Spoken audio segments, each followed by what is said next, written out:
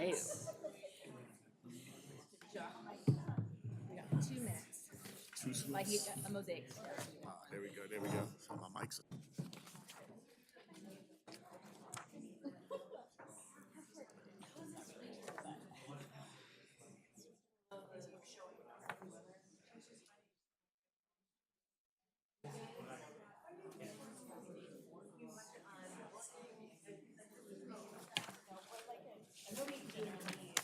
You're staying in town, right? Yeah. I'm looking forward to it, actually. How's the ice skating scene? Or Yeah. the hockey scene? The hockey scene. Cooper's doing skate school. Oh, really? Cooper is, yeah. He's loving it. He loves working with kids, the little kids. I saw that downtown Portland is putting an ice skating rink. I saw that. How cool. Yeah. This is nice. Oh. At the other side? I didn't look at the other side. That's great. Yeah. Oh, yeah. Anything about committees? Committees? Yeah, are we assigned any committees? No, we're not. I've never been on a committee. The only committees that I'm aware of, besides marketing, but we're all on that. But is it just in February? February, March. Okay. The only other thing. All right. Good evening, everybody. You know, the group working on school culture. Hello, hello. No, I don't remember who's on that. Thank you so much for joining us. Sorry, I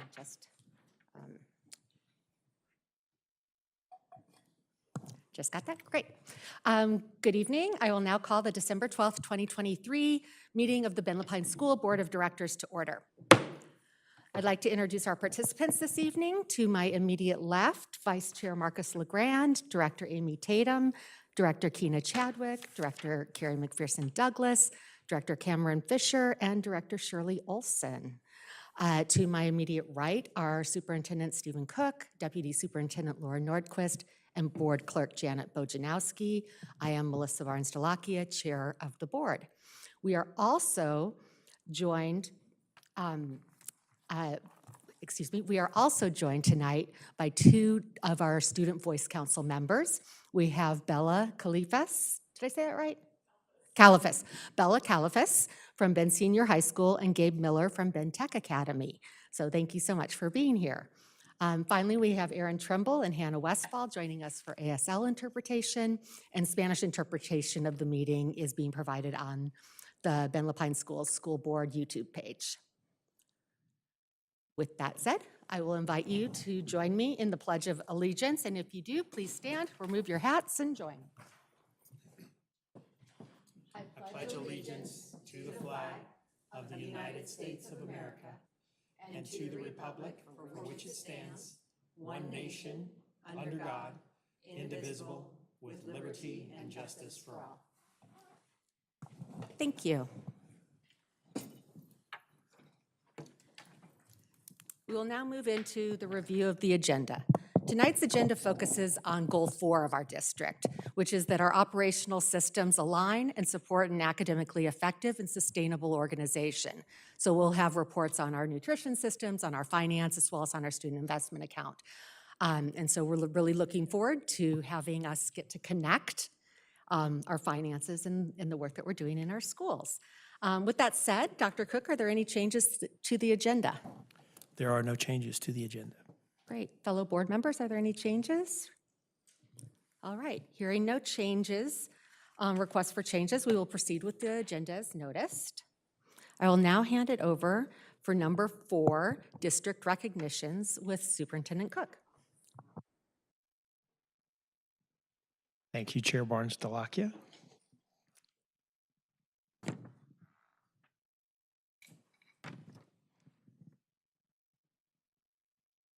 Our December champion for students works with students who are in one of the most vulnerable populations in our school district. Could Sandy Schmidt please come join me in front of the dais?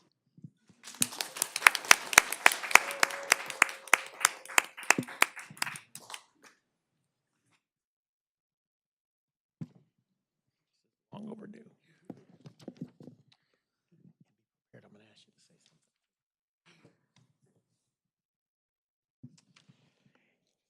In her role as Ben Lapine School's McKinney-Vento program and foster care liaison, Sandy Schmidt ensures that homeless children and teens have access to a public education, despite lacking a fixed place of residence or a supervising parent or guardian. Sandy is a champion for students in so many ways. As a former fan advocate, and now our district's McKinney-Vento foster care liaison, Sandy has a long record of supporting our students and families who experience houselessness, frequent transitions, and poverty. And I want to take just a minute to talk about this work. Many folks don't know how much Sandy's got her hands in for our students. The federal McKinney-Vento Act's Education of Homeless Children and Youth programs ensures that homeless children and youth are provided a free and appropriate public education, despite lacking of the fixed place of residence or supervising parent or guardian. Things like a student who lives in any of the following situations. They're sharing a house, or they're doubled up with other people due to the loss of their housing or economic hardship. Living in a shelter, staying in a motel or campground due to the lack of an alternative adequate accommodation. Even sleeping in a car or in a park, on a bench, or in an abandoned building. Sandy connects with these students and these families to make sure that students get enrolled in school immediately, even if they lack some of the documents that we typically require for enrollment. So they are able to continue attending their school of origin, even if that preference seems unlikely and unfeasible because they're living in a different community. That means sometimes she's coordinating transportation to and from their school of origin, even in other cities. She also ensures that our students are receiving the educational services comparable to those that other students are getting provided. And that is a guarantee we try to aspire to for every kid, regardless of the conditions. So back to Sandy. Sandy prioritizes belonging and kindness as core values with the services that she coordinates and as she approaches each family she serves with empathy and dignity. Kinsey Martin, the district's Executive Director of Policy, Advocacy, and Equity, nominated Sandy for this honor, and here's what Kinsey had to say about Sandy's service and dedication to this incredibly important work. Sandy is one of the strongest advocates for families that I've had the privilege to work with. She deeply understands the gaps in our community's resources for our families in need and has built strong connections to local networks of support for helping families navigate. She is calm, patient, creative, persistent, and is most certainly a champion for the dignity and well-being of all of our students and families. Please take this time with me to honor our champion for students, Sandy Schmidt.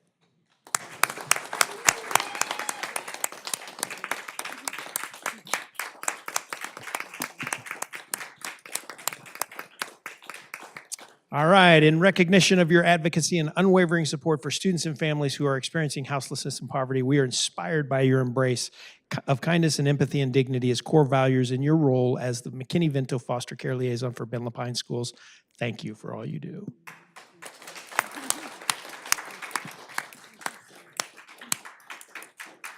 And I would love just to hear some words from Sandy's perspective, because nobody is in the trenches more than she is and has stories of student success that will warm your heart and bring a tear to your eye. Thank you, Steve. Thank you, everyone. I really appreciate it. I'm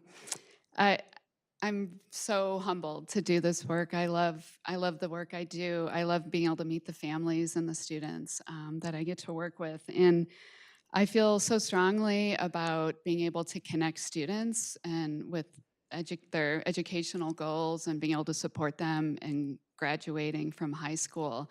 And as when we think about youth who are experiencing homelessness, public schools have the most interaction with students than with children than any other organization. So we have a great opportunity to help kids be successful. And we also know that without a high school diploma or GED, that kids are 4.5 times more likely to experience homelessness as an adult.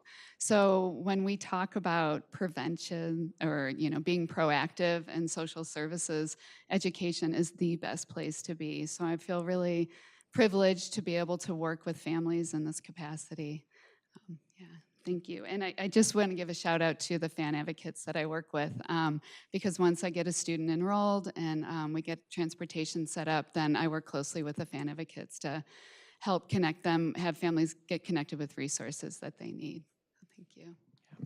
How about one more round of applause for Cindy? Can we get your family up here? We'd like to get a picture.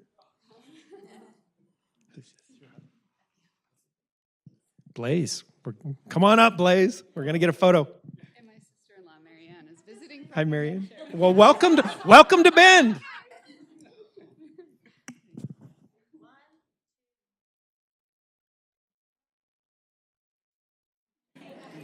Thank you, everyone. Thank you, Sandy, for all you do.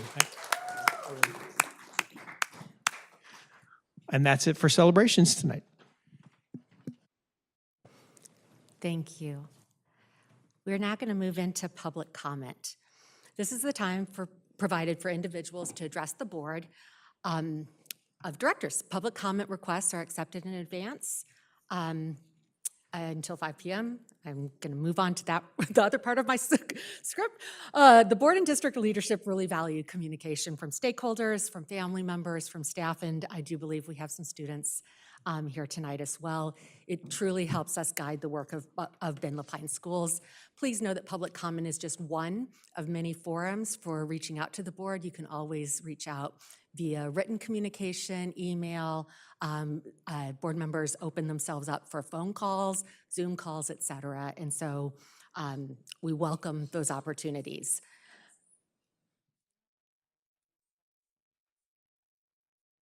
Oh, I did. It does matter a lot. Whoops. So sorry about that. That's the highlight of our evening. All right. Sorry about that. We will now have our Student Advisory Council report with Bella and Gabe. Good evening. My name is Gabe Miller. I use he, him pronouns, and I'm a senior at Ben Tech Academy. Over my time at Ben Tech, we've gone through a lot of changes, and one of the best being our name change from Marshall to Ben Tech. Overall, it's been a really great experience for me, being there, working closely with CTE stuff, and the small school is very good for me, getting help with teachers and stuff. In our last board meeting, the Student Voice Council students were asked our thoughts on the graduation regalia. As a council, we will be reviewing the language of the policy and providing feedback to staff before it is brought back to the board again in January. And if you guys have any questions, just reach out to us or anything specifically you want us to talk about. We've also been diving into the cell phone policy across the board, and we're working very closely with Eric Powell on that. And we are continuing to find something that meets every requirement and is good for everyone. We're going to go over pros and cons, that kind of stuff. And we also want students in the school to know a little bit more about us. So we're going to start putting our name out there, getting our social info out there, letting people know that they can reach us either by our Instagram or by our email. And we'll be putting flyers and stuff up. And we will be recruiting new members in February. And that's fun. I'm excited to see where this Voice Council goes as I move on into the next couple of years. And I'm excited for the change this is going to bring. Thank you for your time.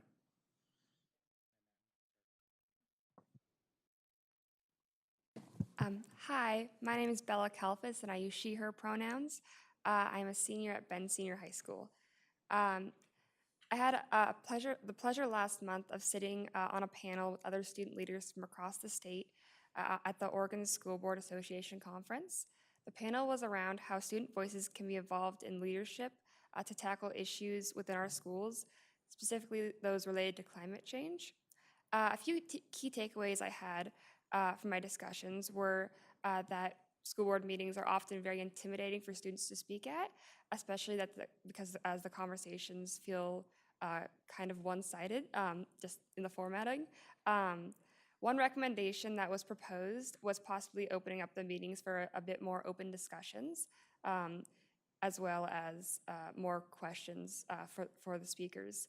And yeah, and then also another conclusion from that, from the panel was that it was generally agreed upon that students are very willing to share their perspectives. They often just don't know how. So school boards reaching out to students on policies and getting feedback would help a lot of these issues of communication. As a member of the SVC, I have a unique opportunity to bridge this divide. And as Gabe mentioned, our group isn't very well known, so getting our name out there is going to be really helpful in making an impact. In my experience, having this direct line of communication with the board has really helped me to gain insight into the ideas behind decisions and why certain rules are in place, and it's helped me to explain to my fellow students why things are as they are. We can learn so much from larger districts, such as Portland Public Schools. They have a climate crisis response committee, which is dedicated to tackling climate justice issues within our schools by advising on board policies. Learning from Portland Public Schools' success, Bend the Pines Schools would benefit from the implementation of a similar committee. Last December, I spoke to the board about the creation of a district environmental council, which would align with the district's commitment to sustainability as seen in board resolution number 1884, Call to Climate Action. I'm excited to share the post OSBA meeting Bend the Pine has. Sorry. I'm very excited to share that the Bend the Pine School already has a district environmental council. It is called the Green Leadership Coalition, which brings together students from local high schools to work on sustainability and climate change mitigation. We have representatives from Bend Senior High, Caldera, Mountain View, Bend Tech Academy, and Summit. We meet monthly to collaborate on programs and projects to educate and engage our school communities about sustainability and stewardship. So far this year, the GLC has led a high school walk and bike to school day, pumpkin composting, where we collaborated with a local farmer, Jim Fields, and learn more about local advocacy. And we've also ran gift drives and for creative reuse during the holiday season. As well as updating the waste station system at Bend Senior High. As a member of the Student Voice Council and the Green Leadership Coalition, I am glad to see that this school board is taking steps to gather student feedback. I hope that this continues in years to come and both groups gain traction in how they can help to support district changes that benefit not only students and staff, but also assist in climate change mitigation. There are two additional representatives from GLC here today to tell you more about the Green Leadership Coalition and sustainability initiatives. Thank you for your time.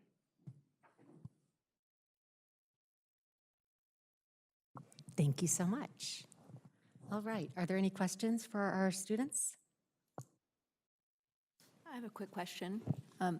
First of all, thank you, Bella and Gabe, for being here. I'm so glad you're here, and I imagine there are tons of people who are really glad you're here. Gabe, I was wondering if you could elaborate a little more on the cell phone concerns or what you are weighing with Bend Tech. Yeah, I can do that. What we've been kind of seeing throughout the schools as a whole is that the cell phone policy is different for each school. So there's not very, there is kind of like a general consensus on what should be allowed, but some teachers are like, no, you have to put it in a pocket. And then other teachers might be more like, oh, you listen to music. So there's not a very consistent basis for cell phone policy.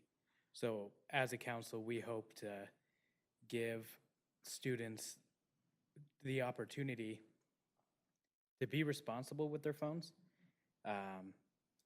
but also definitely have some restrictions in place to prevent students going crazy with cell phone use. Thank you, very helpful. My question was about you were getting ready to start advertising and marketing to get more people from council. You said in February. Are any particular events you guys are going to be at, or anything, so we can definitely let students or people we know throughout the community to be able to know if you guys are going to be at particular events? It is Black History Month, so it should be a lot of things going on. So that being said, like if there's anything in particular like you guys would like to be present at, let these community organizations know. I think it'd be essential to try to find more students. So. Yeah, I don't have any events currently. We'll definitely know if we are planning anything. I think we've been thinking about potentially having meetings within our schools, maybe at lunch or something. And if we put up flyers or advertise for that, I think allowing students to come talk about what the Student Voice Council is.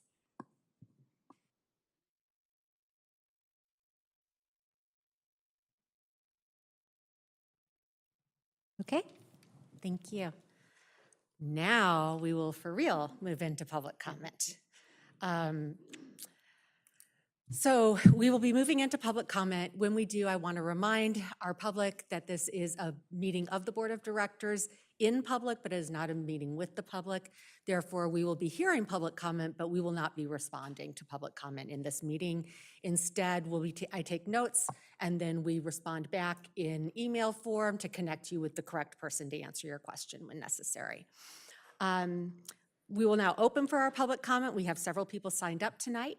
We listen or we hear from stakeholders in the order in which their item appears on the agenda, and then we hear the non-agendized comments after. Each speaker has up to 2 minutes to speak. Your time, we will make very visible your time. Please try to keep to the 2 minutes. It'll start giving you green, yellow, red reminders. I hate having to try and cut people off. So please help me help you. We typically allow up to 10 minutes of comments per agenda item and 45 minutes in total. So at this time, I will start bringing up the speakers. If the speaker goes over time, if the speaker's message is not in adherence with our policies, for example, being personally directed, abusive, discriminatory, repetitive, or off topic, I may have to ask the speaker to cease and terminate their privileges. We are going to go into our speakers. Our first speaker tonight is Sari Hornsby. Carrie, I am sorry. I'm so sorry. Carrie Hornsby. That's okay. And then for all of our speakers, please remember to hit the button so that your microphone shows green. Thank you for the opportunity. I appreciate the chance to address the board. I'm here tonight to advocate for students who are being actively discriminated against by current school policies based on where they live, and who are also being blocked access to special educational services as have been identified as a need. When students are identified as talented and gifted, we are identifying a special educational need. The district has decided that this need will be met at middle school level through advanced humanities tuition and advanced math tuition at Cascade Middle School. However, on endeavouring to access these services, we are being blocked from being able to do so effectively. We are being told consistently that attending this programme is a choice, despite the fact that no other choices are offered, and the Cascade TAG programme is not listed as a choice option within any of the Ben Lupine school literature. As such, when advocating for changes to my child's transportation to and from the programme, which she has a right to access, having had an identified special educational need, she's now discovered that she needs to walk over 2 miles to a bus stop through a rural neighbourhood with no lighting, no sidewalks. Not only that, her school day endures over 11 hours. We are not serving our students. I'm here this evening to ask the school board to investigate fundamentally why such essential services are being framed as choice in order to sidestep responsibility to provide these services to students no matter where they live in an equitable fashion, and also to ask that we address TAG provision throughout the district at all levels. There is a lack of opportunity for our best and our brightest. We are providing a fabulous elementary school provision at Juniper with the TAG program there, and the high schools are doing a wonderful job, but middle school has very clearly fallen through the cracks. Thank you for your time. Thank you. We will next hear from Becky Boyd.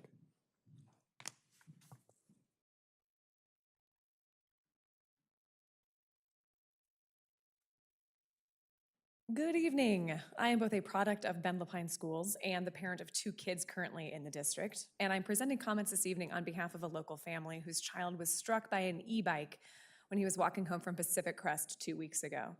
In the words of my friend Lori, who could not attend this evening, on Wednesday, November 28th, I sent my 6th grader to school. Walking home, my son did everything right. He was on a sidewalk heading to soccer practice. He was hit from behind. He was hit by an e-bike carrying 2 older kids. He was a 12-year-old walking on the sidewalk on school grounds, and I spent hours watching as a physician picked pieces of his skull out of his scalp before he received staples. He has a concussion and abrasions down one entire side of his body, and he is scared. Yet I've been told that somehow this was at least partially my son's fault. I have been told that we were very lucky that this wasn't much, much worse. I've been told that students are being instructed at school to watch out for e-bikes. I've been told that this is not the first time a student has been severely injured. I've been told that local pediatricians and first responders are very worried about the volume of these kinds of accidents they're seeing. I've been told that it's only a lawsuit or a fatality that's going to get attention. I've been told that the district has strict rules about other items that are considered dangerous, including toy guns and pocket knives, but not e-bikes. Particularly at a middle school, e-bikes should not be allowed. The age for legal e-bike use is 16, and those are not kids who are attending middle school. Elementary and middle schoolers should not be scared for their safety, particularly on school grounds. E-bikes should not be on sidewalks, period. E-bikes should not be ridden by children who are not 16 years or older, period. Yet the bike racks at Pacific Crest are filled with e-bikes. This is illegal and no one is enforcing it. If someone chose to allow their 14-year-old to drive a motorcycle to school, the police would step in. The school would act. Children should not have to live with the consequences, the possible long-term or permanent repercussions of parents who choose to allow their children to break the law. If the district will not act, then I guess the rumor was true. It will take a fatality or a lawsuit to see action to protect our children. Thank you. Our next speaker will be Maggie O'Sullivan.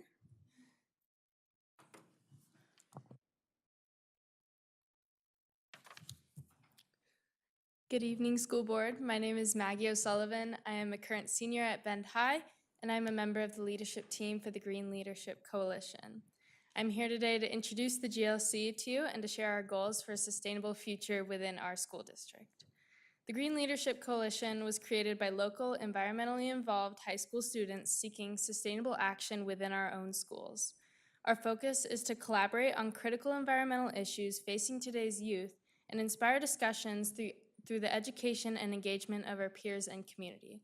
We are determined to mitigate climate change through measurable action in our own schools, and we are striving to make it a group effort. Growing up in Bend is a true privilege.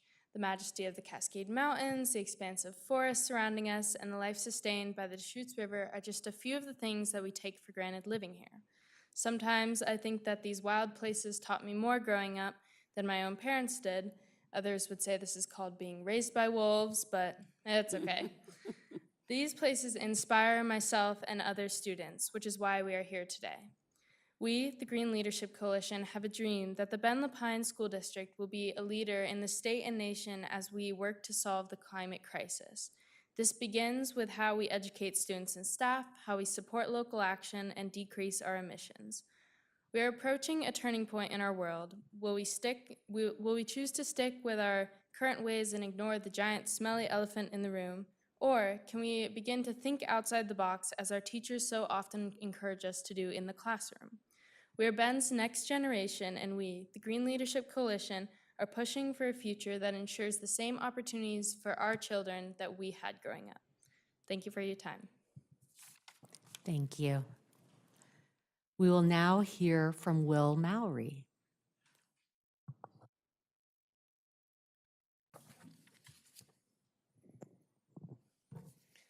Hello, school board members. My name is Will Mowry.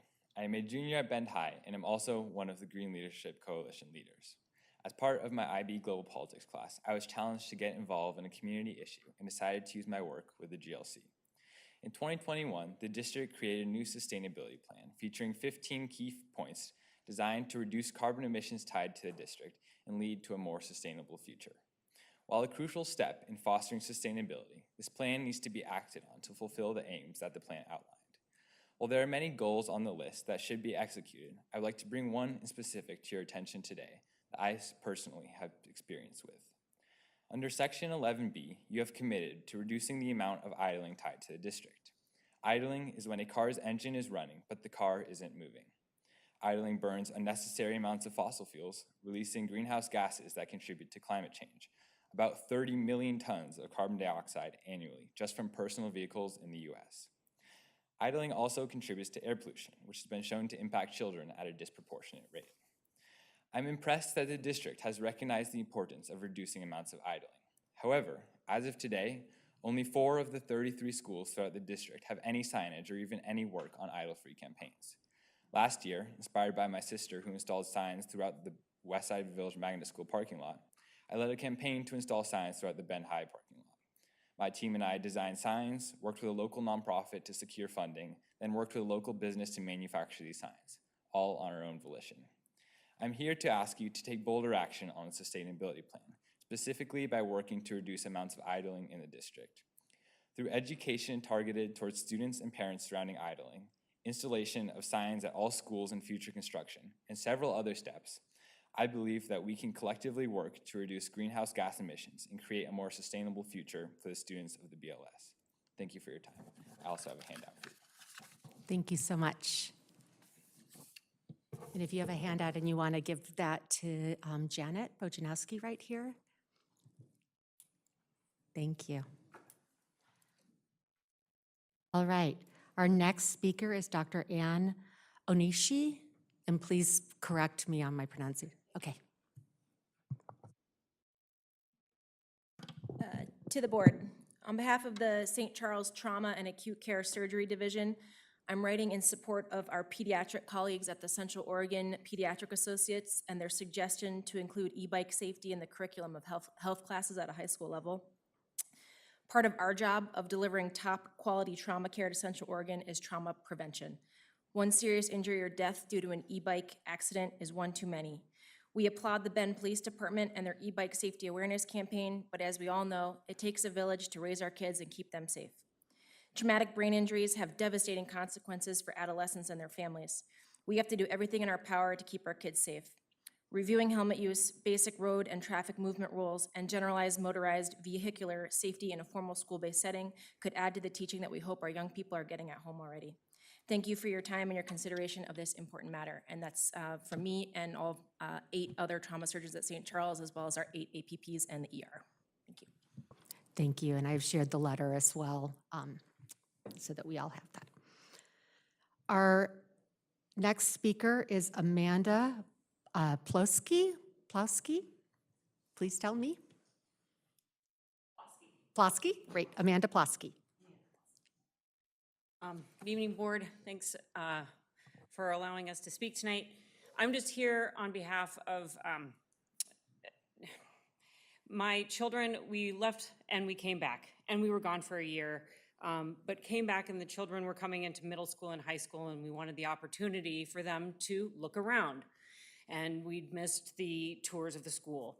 I called 4 different schools and were told at every one that no, shadowing a student, even someone that they knew, was not possible in the school system, or at that school, particular school.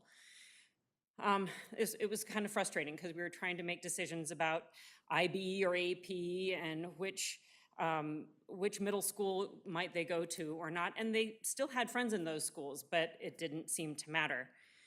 So I bring to you, and I have a handout of a proposal for students to be able to possibly shadow other students at schools to be able to make better decisions about where they're going. Maybe decrease the amount of ACE forms that get filled out or be more definitive when they are.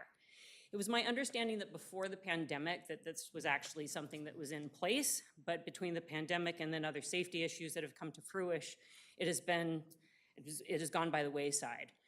So I would just ask that the board consider the proposal I've set forth. It would include student leadership at individual schools, being hosts and being champions for individual schools and offering leadership opportunities for them. And it would also teach really healthy decision-making on parts of our students to be able to make decisions healthy about where they're moving next and be more convicting about that.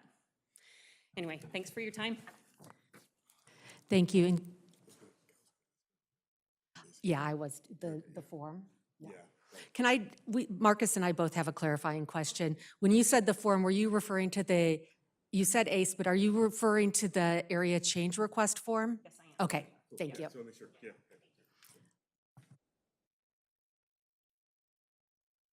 And that is our public comment for this evening.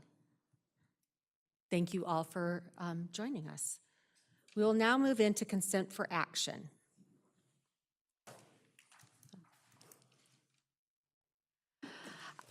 I will entertain a motion to approve the consent agenda. I make a motion to approve the consent agenda. Can I ask a question about this here? Is this regard to including minutes? Again, I'm newer, and so I just So want to let's get a motion, and then I'll open it for discussion, and then we'll talk about whether we need to change anything. on minutes. Okay, Yeah. thanks. I'll second. Thank you. So Vice Chair LeGrand has moved, Director McPherson Douglas has seconded, and now we will open to see if there is any request to remove something from the consent agenda. So Director Fisher, if you want to discuss the minutes or discuss the personnel recommendations, then you would move to remove that so that we can discuss it as a separate item. So I move to remove the minutes, is that what you're saying? Is that the one you want? To Ye- just do a quick question about it? Yep. Okay, Can I ask a question now? let's, No, okay. aren't these rules fun to follow with parliamentary procedure? Okay, so Director Fisher has moved to remove the minutes. Director McPherson Douglas has seconded. All in favor of removing the minutes for a separate discussion? Aye. Aye. Motion passes unanimously. I'm going to finish with the personnel recommendations first, and then we'll go to the minutes. I'll entertain a motion to approve the personnel recommendations. I'll make a motion to approve the personnel recommendations. Thank you. Second. Great. So Director Tatum has moved, Director Fisher has seconded. Is there any, well, there's nothing left to remove. So we'll just vote. All in favor of approving, say aye. Aye. Motion passes unanimously. We'll now move to approval of minutes. I will take a motion to approve first. We will do a motion to approve, a second, then it will open to discussion, and then we'll have the discussion. I'll make a motion to approve the minutes. Thank you. Is there a second? I'll second. Thank you. Director Tatum has moved. Director McPherson Douglas has seconded. Is there any discussion on the minutes? That's good. I have a question with regard to the minutes, and I don't know how critical this is, but if, for example, last meeting, if Steve Perrin was set to talk and then he was not available, do we remove him from the minutes and put in Ryan, who spoke on his behalf? Or do we keep it as it was set? I know this is just a technical, but I was curious, the meeting prior, along with Katie Legacy as well, if somebody else spoke in her place. It's a great question. Superintendent Cook or Janet? So in the discussion, it clearly states that Ryan Kelling, the director, presented on behalf of Steve Herron. So Steve Herron was listed on the agenda, so that's where his name is listed there. So we just keep him on there even though he wasn't here? Correct, because Okay. that's how it was listed on the agenda. Got it, okay. Yeah, the agenda. The agenda versus minutes. Exactly. The agenda is what we publish on Friday. Typically, on a typical board meeting week, that's what gets published. And then if something comes up, as in that particular issue, capturing those alterations in the presentation, that's what we try to capture in the discussion of the minutes. Got it. Thank you. Is there any further discussion? Hearing no further discussion, we will take a vote. All in favor of approving the minutes, say aye. Aye. Aye. Motion passes unanimously. All right, we will now move to consent for information. Our first report will be on child nutrition. No, I don't have who. Oh, no, I'm sorry. Hmm?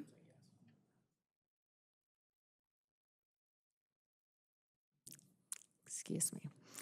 We're now on consent for information. There are no votes on this. It's just bringing forward information for us. So in regards to the child nutrition report or the public comment follow-up, do we have any questions for Superintendent Cook?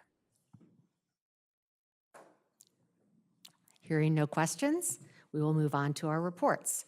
Our first report is our finance report, and we will be led by Brad Henry, our Chief Operations and Financial Officer.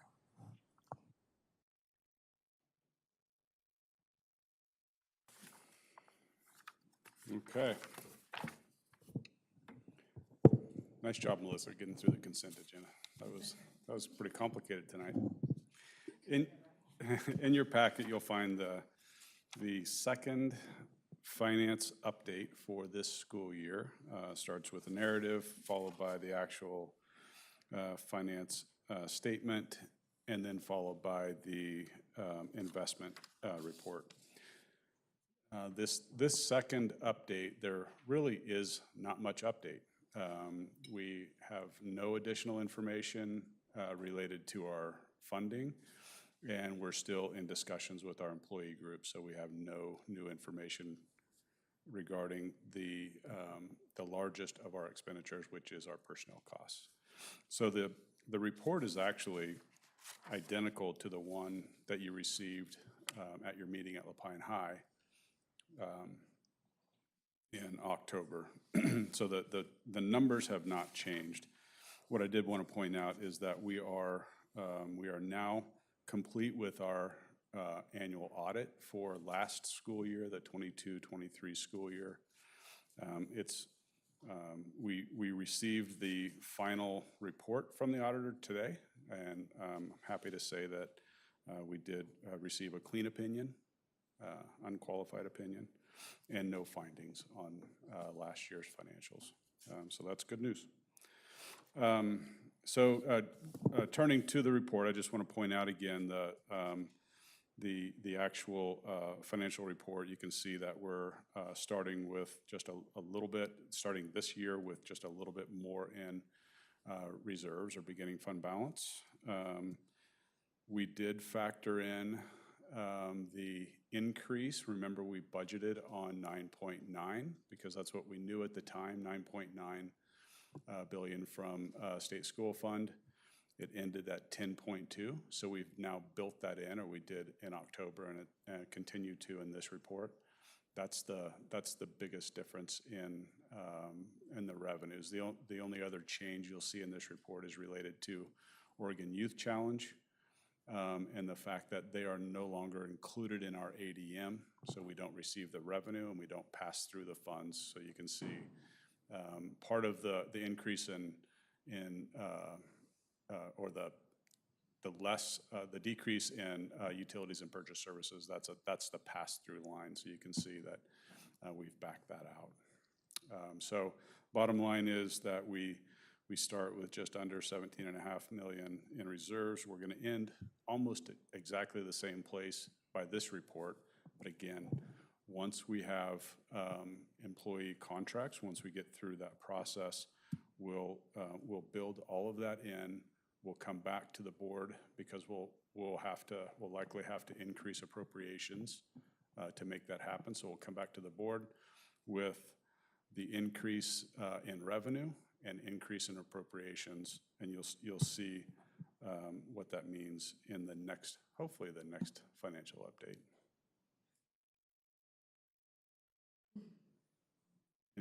Any questions on that part of it? Should sound familiar from the one we did in October. It does. The third page, as I mentioned, is our investment report. These are proceeds from the bonds that we issued in February, I believe, is when we issued those on the newest bond. And you can see there's just under 127 million in investments, all in U.S. Treasuries, which is in compliance with our investment policy. Okay, because there's not much change in our financial update, I did want to walk through a little bit more information, historical information and current information on our reserves. And this is not in your packet, but I asked them to put it on the screen so we could kind of walk through some of this information. Hopefully they have. You want to? Yeah, there you go. Let's go to the next page. Hopefully there's one page after this. Yeah, let's start with.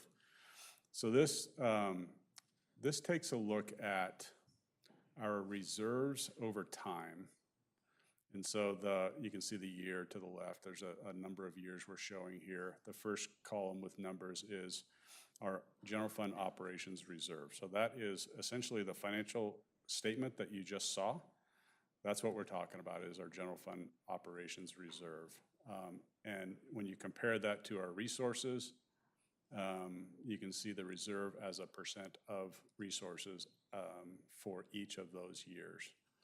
You can see it varies from a high of, looks like 9% to a low of 4.9. If we went back even further, there was a point in time where we were actually in a deficit position long ago, but I still remember it well. And so the reasons for the variations or the change, there's a number of them. Recently, we've going through COVID, we've seen a lot of one-time resources come out, and so those do have an impact. In addition, and you've all heard this going through COVID, is the lead time on a lot of our equipment and a lot of our supplies grew substantially. And we'll talk about that in a little bit more in depth. And then also in the last probably 3 to 4 years, we've really struggled to fill all of our positions, and that contributes to this as well. So moving across the page to the right, we also have other funds, other general fund sub-funds. So think of athletics, think of instructional materials, and you'll see those in a little bit as well. Instructional materials, transportation, technology. And so when you add all of those together, you can see what that looks like as a percent of all general fund resources over time. You can see the note at the bottom. By policy, in the general fund operations reserve, we're required to budget at 5% reserve ending each year. So when we propose the budget to the board and the budget committee, we're required to show a 5% ending fund balance or reserve in that budget. So the next... Just to clarify, minimum or maximum? It's 5%, so it can't be less, can't be more by the executive limitation, which is something I would like to talk about at some point this year, kind of go in depth a little bit more on that executive limitation, and anyway, we can get there eventually this year. So in talking with Melissa a couple of weeks ago, she asked what this might look like if we included things like our largest grant funds. Because our grants, generally, we don't carry reserves in those. They're for a specific use. And so, if there is a change, a major change in the grant funds or our personnel costs, then what happens in those grant funds? The general fund essentially is the you know, where that, those changes would have to filter through. And so I took a look at, so those funds, you can see at the top, it's all general funds. So everything you just saw on the prior grouping.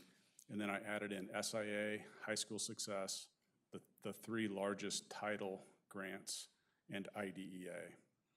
And so essentially what it does is it increases the total resources. The reserves don't change because again, those don't carry reserves. You can see it drops from what was above at about 14%, it dropped to about 6.5%. That's probably a more realistic look at where we end each year. You can see it varies from 8% back in 11-12 to, you know, a low of 4.4. But this is probably a more realistic look at those reserves. So looking at just the general fund and all of our general funds, we have a number of sub-funds. If you can go back up, please. One more.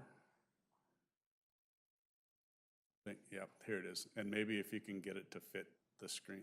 Thank you. And up a little higher. So you can see the funds going across the top: general fund operations, athletics, instructional materials, transportation. Hopefully you can see this. And the beginning reserve number going across the top as well. The 17,439 in the general fund operations is the exact number that was on that financial statement that we saw earlier. And the total to the far right of 33.5 was on the, when we were looking at the ratios, the 14% or so, that's that same number. So this is what makes up that number. So all of these individual funds. And I wanted to walk through the commitments against these reserves that we're aware of today. So for example, in the general fund operations, we started just under 17.5. Recall when we went through the budget process, we actually budgeted using 5 million of that just to balance the budget. And so we adjusted, we saw that on the financial statement that we just looked at. We adjusted for the increase to 10.2 and the adjustment for Oregon Youth Challenge, and that's a $5 million increase. And then we believe that what we currently have on the table is roughly 6.5 million for employee contracts. So you can see that we go quickly from 17.5 roughly to just under 11 million, which is really close to that 5%.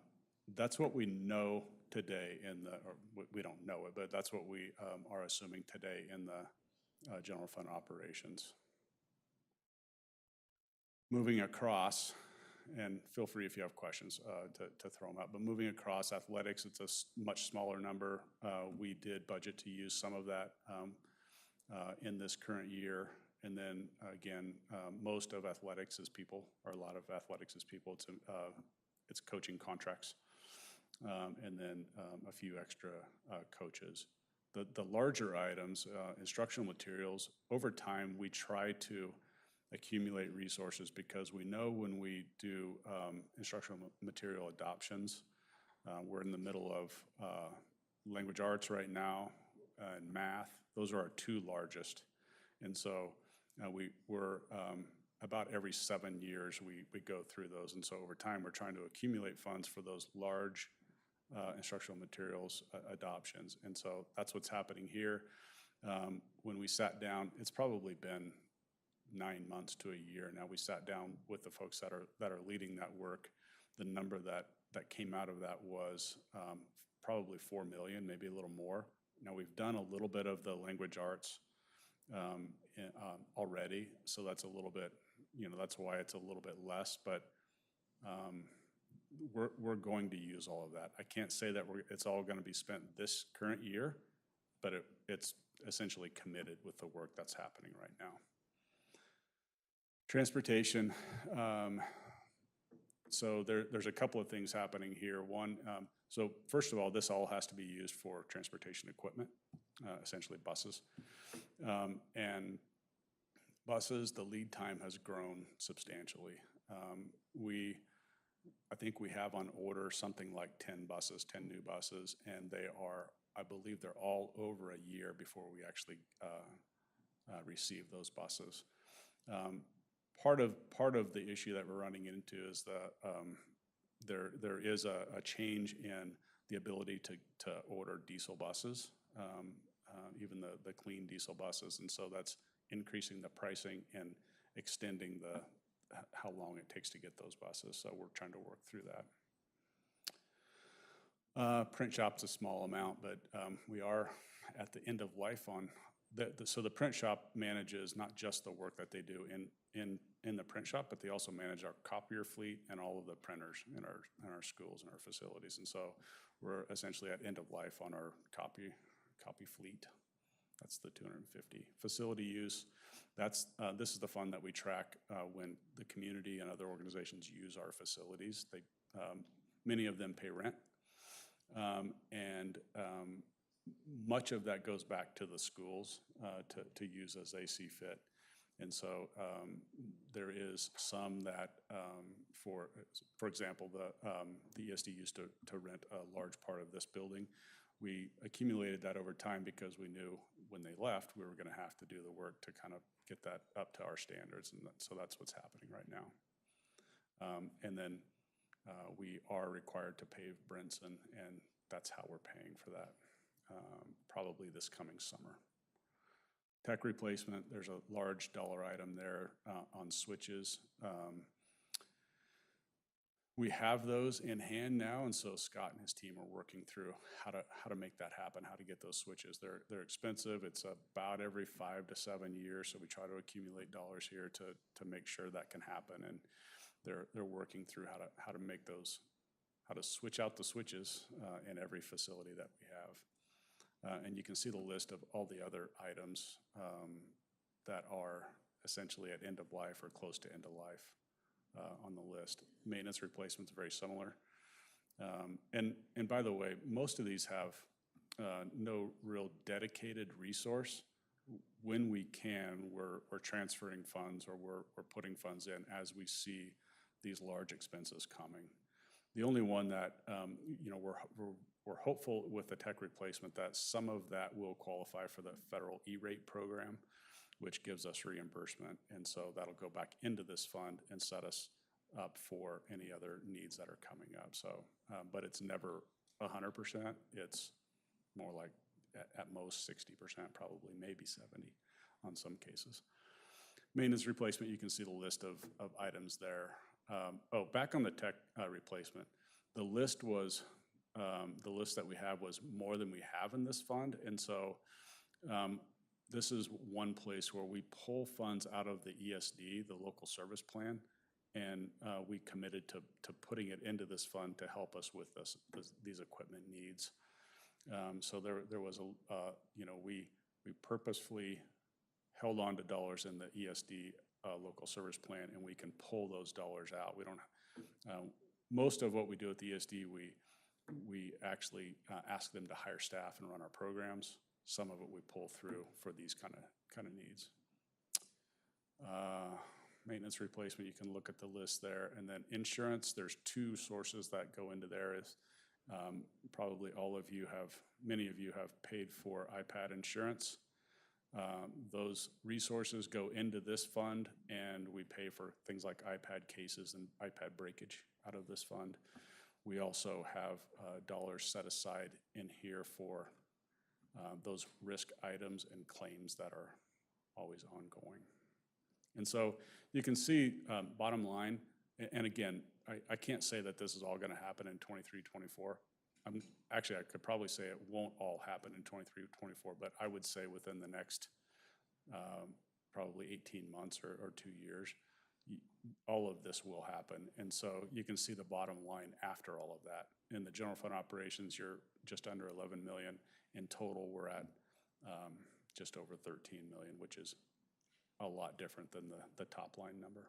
But I wanted to kind of walk through this so you guys had an idea of, when you receive the annual consolidated financial report, which will probably be in January, you'll see these numbers, these exact numbers, the top line especially. And so I wanted to kind of give you a preview of that and kind of explain what those uses are going to look like over the next few years.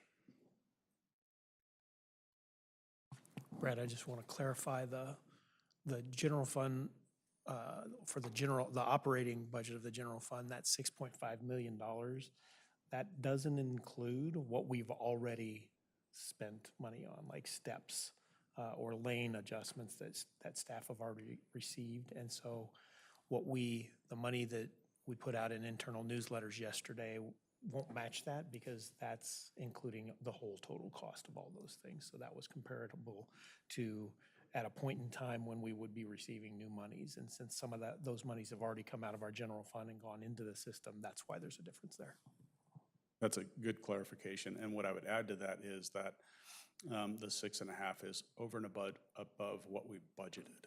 So recall, we budgeted for steps and effectively 2% of an increase for all staff. So that's over and above that. Thank you, Steve. Brad, I have a question, and maybe it's more of a comment. You know, our $10 grocery bags are now $50 grocery bags, you know, for every bag. If you looked at a general inflation number for such things as replacement costs and even, you know, the supplies and so on that we buy, was there a general figure that was used in the development of the budget? I mean, I should have asked that question last spring, but. Yeah, I guess what I would say is, in general, we included 2%, but there are certain line items, things like liability insurance went up much more than that. Property insurance went up much more than that, closer to 20% on those items. So there are I would like to say it's few and far between items, but it seems like they're more and more becoming the general rule. Not 20%, but higher than 2 for sure. And so what ends up happening is our supervisors and folks are out looking for different ways to meet those needs. Maybe they're buying less of something, or maybe they're buying a different brand and off-brand, looking for ways to meet those needs. Or instead of, you know, if they can find something that they don't have to replace every year, maybe they try to do it every other year, you know. We look for those ways, but yeah. Thank you. Yeah. Brad, do we ever like regularly revisit contracts and in terms of procurement to, I don't know, either sign multi-year agreements for a lower fixed fee or any kind of like maintenance or audit like that? Yeah, so generally speaking, we don't go longer than 5 years on an agreement, but we will go 5 years, especially if we think it's a good price and we know the provider of the service, for example. We will go up to 5 years. Sometimes we'll extend them a year at a time after that. So we do, it varies. If the product is new or the supplier is new, we generally won't go 5. We want to see kind of how things work out. But if we like the product or like the service, then we may go back out. And often we're doing at a minimum 3 quotes when we're doing the procurement. At times we'll go with a full-blown request for proposal, which is a more formal process. We put out the scope, and then they're providing proposals. Sometimes we actually interview the folks that are providing the service of the product as well. So I mean, obviously it meets the state requirements, but I think at times we go beyond that even.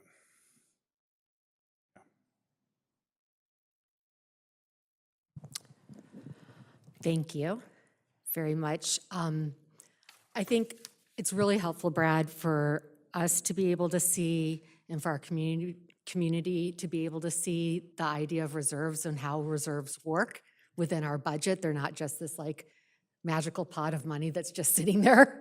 And so being able to see how we, in some places, save up for big expenses or how we're carrying over funds is really, really helpful. I have two questions. One, thank you for those numbers that show all of our expense obligations in terms of services and then how that affects that percentage on our reserves. I think that that's really helpful. And it brings us really close to that 5% number. I think my first question is, you mentioned maybe revisiting that, and I'm curious from your perspective what you've seen in terms of best practice in terms of a reserve for a district our size. Yeah, I guess what I would say is that what we see is 5% is essentially the minimum that anybody is comfortable carrying. There are some that are probably too high out there. There's some that are over 20%, which in my opinion, in education is probably too much. Now there might be reasons for carrying that much, but so somewhere in the middle is where most people are. I'm gonna say it's in the 10 to 15 range. And again, it varies year to year because, it depends on, do they use the same the same methodology that we do with the sub-funds and trying to plan that out. They may be high one year because they have large purchases coming, those kinds of things. So, but in general, I would say that 10 to 15 is probably where you're going to see most of the districts, at least in Oregon and probably across the nation. What we do hear from our rating agencies when we go to sell our bonds is that we are certainly on the low end. And so they won't tell us the formula that they use because it's proprietary, but that's always the comment that they make when they're talking about our financials. They make a lot of good comments about the stability and that kind of stuff, but the one comment that probably keeps us from that next level is our reserves. So second question, and this is really to what Steve was talking about earlier. We had that increase of 8.7 million for this year for the increase in the budget now that we had it. And then we're bringing over 6.5 million from our reserves to close the gap to fulfill year one of what we currently have on the table. Is that an accurate statement?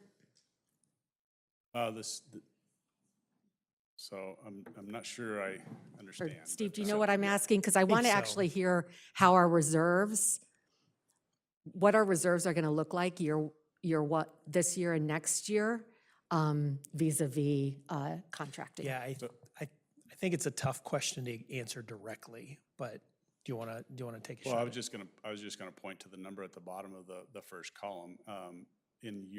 That's year one. We believe it's going to be close to 11 million, which is about that 5%. And so there's a lot of numbers that go in and out of that. You can walk through those four numbers at the top. We're starting with a little bit more than what we budgeted, and we got a little bit more from the state with the 10.2. We were already committing 5 million just to balance at 9.9, and so and then you've got the large unknown of the contracts. Yeah. And so I think that all of that together, our best guess at this point is that we're going to be somewhere around that 5%, give or take a little bit. Sorry, I hope that answered your question. And year two? Year two is, well, it's going to depend, obviously, on a lot of things. We know what or we have a good idea what our formula revenue is going to be. Year two, one of the things that we will have to account for is this year we're down in enrollment, as well as the youth challenge, which it washes, but we're down in enrollment, and so for this current year we're going to be in hold harmless, meaning they fund you based on the higher of the current year ADM or the prior year ADM. we're going to be relying on the prior year ADM for the funding for this year. We move into next year, and it's the same thing, current year or prior year. Well, the prior year is now this year, which is lower. So we're going to have to account for that lower enrollment, that less ADM in next year. And that's probably going to be about a $2.5 million hit to our revenue in next year. So in 24, 25, depending on how all of the variables shake out, it's going to be difficult for sure. Thank you. We anticipate it to be much tighter, and we're in that zone. So I think that's one of the reasons as we work with our bargaining units, we're trying to present that case to them. Does our Student Voice Council have any questions about the budget? No, I don't think so. I was just surprised at the tech replacement costs. That seem a little high. Some of those items, the switches, and we have 33 schools and a few other sites that we have to maintain, and so the numbers can get up there in a hurry when you're trying to maintain all of those sites. And the switches it's multiple switches in each site, and it's across all sites, and the cost of hardware has increased for sure. They've improved a lot, but the cost has increased. Yeah. Just real quickly, Brad, I tend to think more in like months of cash flow than percentage. So I think is 5% about 1 month of our budget? Roughly it is. I'm sorry, go ahead. So I feel like reserves in the public sector are pretty different than reserves in the private sector or nonprofit sector, where you're really, can have big fluctuations in grants or income and are really looking to your reserve to be able to kind of tie you over some of those fluctuations. We're in a different situation where we essentially have guaranteed income for at least our biennium to a point. If we don't, it's frankly a much bigger problem than a 5% problem. My understanding is like the 5%, or if it was 10%, kind of exists if there was like a delayed payment from the state or a budget wasn't approved, but it's not going to solve any big problems for us. So I guess just as we think about changing potentially, or at least having a discussion about the reserve, like in a government institution, what really is the point of the reserve? Because again, it's not going to save us from a big state budget cut or anything more than really a 1 month delay in revenue, as I understand it. Yeah, and I guess, so I mentioned earlier that there was a time when we were actually in a deficit. In that year, that was in, I want to say it was 02, 03, so 20 years ago, long time ago now. But what happened was we were carrying a much lower reserve, kind of riding that line a little bit. And you recall there was actually a recession back then. And so the state had to balance their budget, and they were at the end of the biennium. So they didn't have surplus like they did this last biennium. So they were scrambling to make their books balance. And they essentially withheld the final payment from all districts. It wasn't a delay or a defer, it was you're not getting it essentially. And so that was roughly 5%, maybe a little more than that. And that took us into a deficit position. And so it took us a few years to get out of that.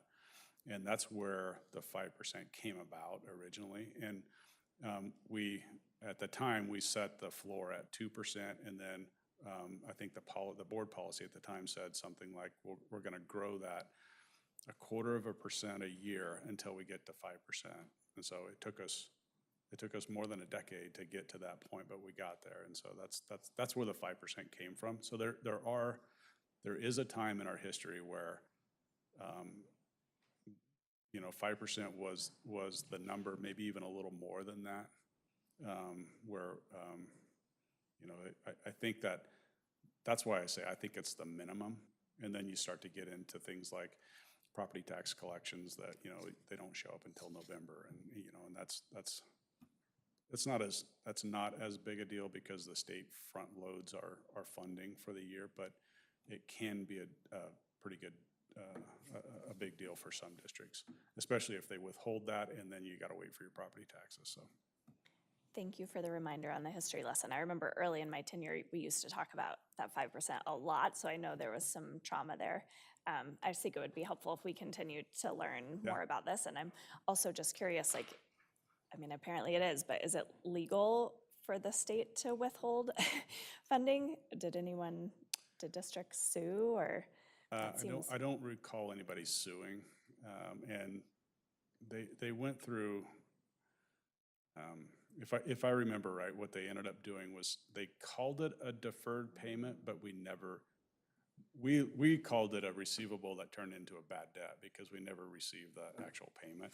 But they allowed us to put it on our books like it was a receivable, like they were going to pay us, and it allowed us to show not a deficit in our reserves, but a positive number. And so we carried that, and some districts carried it for a long time, carried it waiting for that payment that never came. And so we finally wrote it off. And so we referred to it as the bad debt for a long time. But was it legal? It must have been. Could happen again, for sure. Yep, you bet. Great. Thank you so much, Brad. Yep. We're going to move into our student investment account update, and we're going to be led by Deputy Superintendent Nordquist.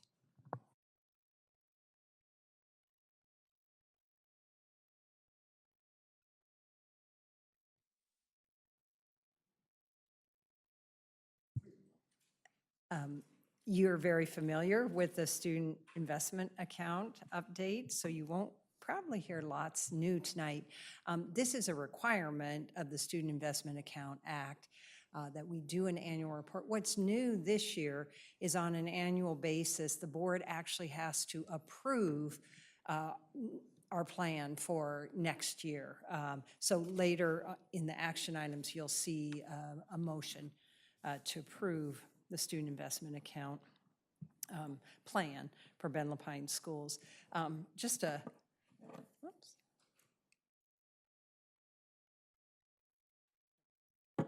brief history lesson. This was passed in 2019. It's about $1 billion, $700 million annually. The first year it was substantively funded was 21-22. So this school year is only our third year of substantive funding. And for Ben Lapine Schools, last year we were about at 13.5 million. This year it's 15 and change, Brad? Yeah, it has increased a little this year.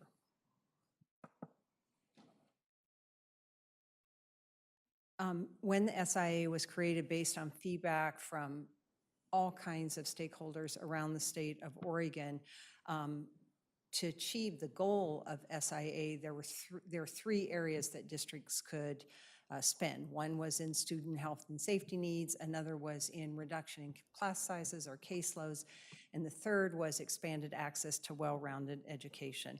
And I always want to remind our public that in Ben Lapine Schools, when we talked about access, we focused on our students with disabilities, we focused on our students, our multilingual students, and giving what are the services and supports they need to have access to the educational opportunities that other students have had for a long time. So what that translates to is more support for that programming.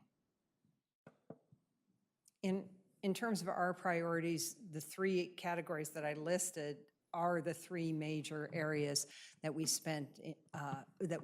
are spending our money. Our Student Success Program, which you've heard a great deal about, you can see a significant amount of both certified and classified staff to run our SST programs, K-12, in our district. The second priority then with class size is increased staffing particularly at our higher poverty schools, or not just higher poverty, excuse me, HU, so all historically underserved categories. And that allows us to really look at the needs of our highest poverty schools. So that's where you'll see the smallest class sizes. That's where you'll see the most counseling support. You might see licensed clinical social workers, and it's not all in class size. Some of that HU staffing comes up in other certified support positions at our highest poverty schools. And so the level leaders work with principals and look at the needs of the schools across their level and distribute that HU staffing. Laura, can I interject something on that?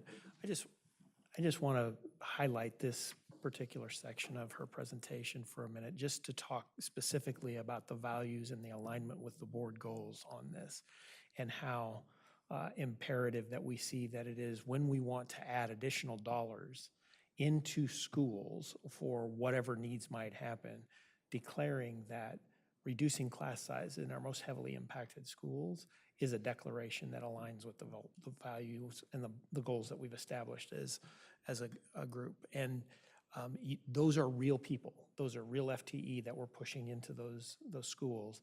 And so what we wind up oftentimes, our level leaders are in conversation about, well, why is that school getting that? And why are potentially their class sizes smaller? And then you wind up having conversations about class size at the other end of the scale too. And so I just want to make sure that we're explicitly calling out that that's how we're intentionally allocating resources, so that we're making that impact where we deem it most necessary. Thanks, Steve. And then again, when we talk about increasing access, you can look and see a significant amount of funding for multilingual programming, for special education, and for instructional coaching. Really the only area in the entire grant that's not people is that we have set aside in SIA, again in alignment with the board and district priorities, that we include $200,000 annually for professional development for our staff in the area of diversity, equity, and inclusion. That's the only significant amount of funding in SIA that isn't tied to particular people.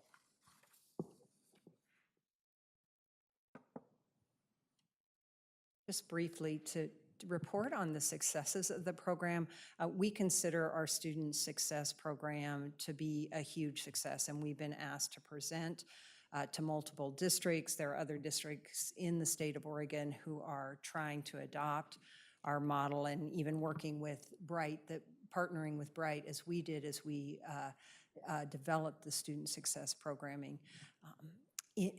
We've all wait till the challenge. We've learned a few lessons along the way, but I'm very proud of that program, and it's a huge need in the district.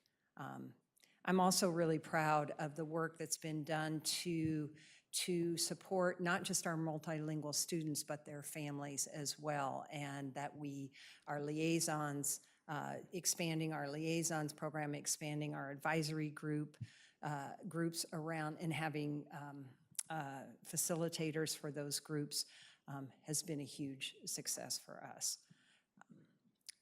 Again, we've talked about the certified support, not just in classroom support, but in counseling and other ways to support students.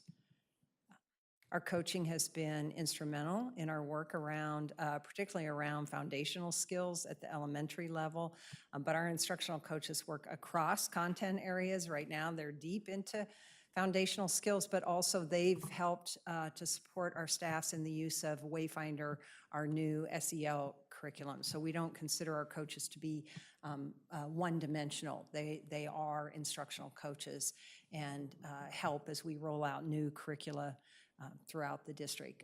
And we've expanded our secondary coaching as well, though it's quite a bit smaller, but really helping, particularly with curriculum support and smaller scale instructional coaching at that level. And I already mentioned our DEI, professional learning and support.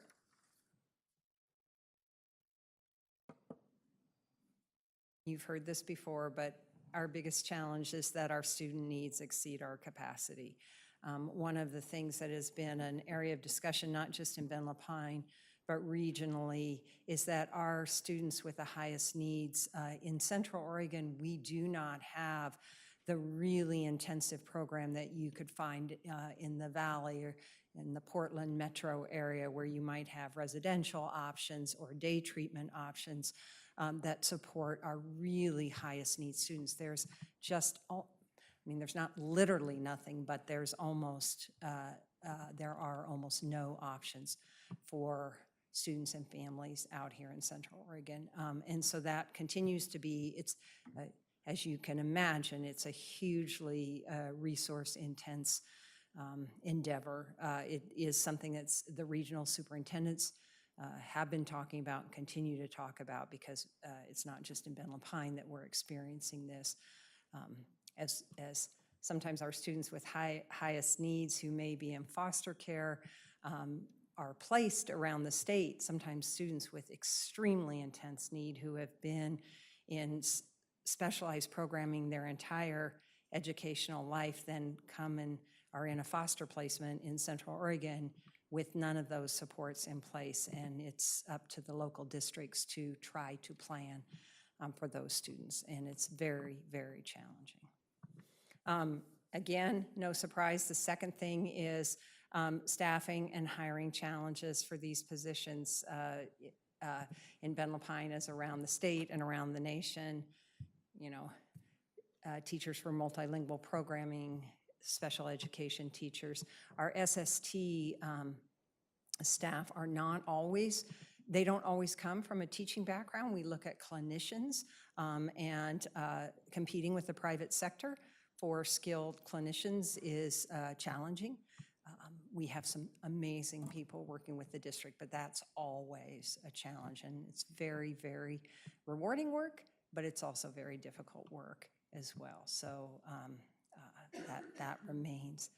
And then one of the things, and that's Shirley, you were the one who alluded to it when we talk about things becoming more expensive, because almost all our SIA funding is in people. And as, you know, we have cost of living increases. I mean, they just become more expensive every year. And the grants fluctuate.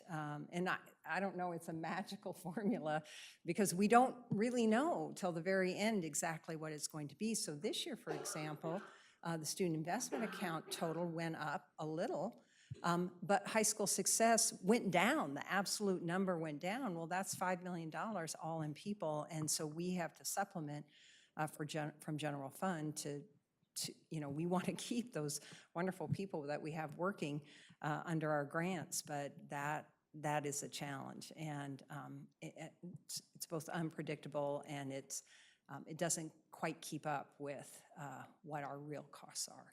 So, and I know we're not unique in that. I think most districts with a significant amount of funding are spending it primarily in staffing. So that's a challenge I've heard shared by other colleagues around the state. I know I got a couple of questions, so I'll try. Cameron, I know you had asked about Desert Sky Montessori and the partial, what was it called? About your next section with the grant agreement on action item 10B? Yeah, but I'll go ahead because we'll just present it. Sure. So is it partially, what was the? Yeah, versus full. Full, what was the second part of it? There's one, it's partial, I think, is the other. So one is total supervision and the other one is. Yeah, so what that means is Desert Sky Montessori had a choice when we went with our SIA grant application. We invited them to go through the entire process with us if that's what they wanted to do, or they have their own sort of ongoing community engagement and family engagement, and you can imagine it's a much, much smaller amount. And so the partially supporting it means we're the fiscal agent.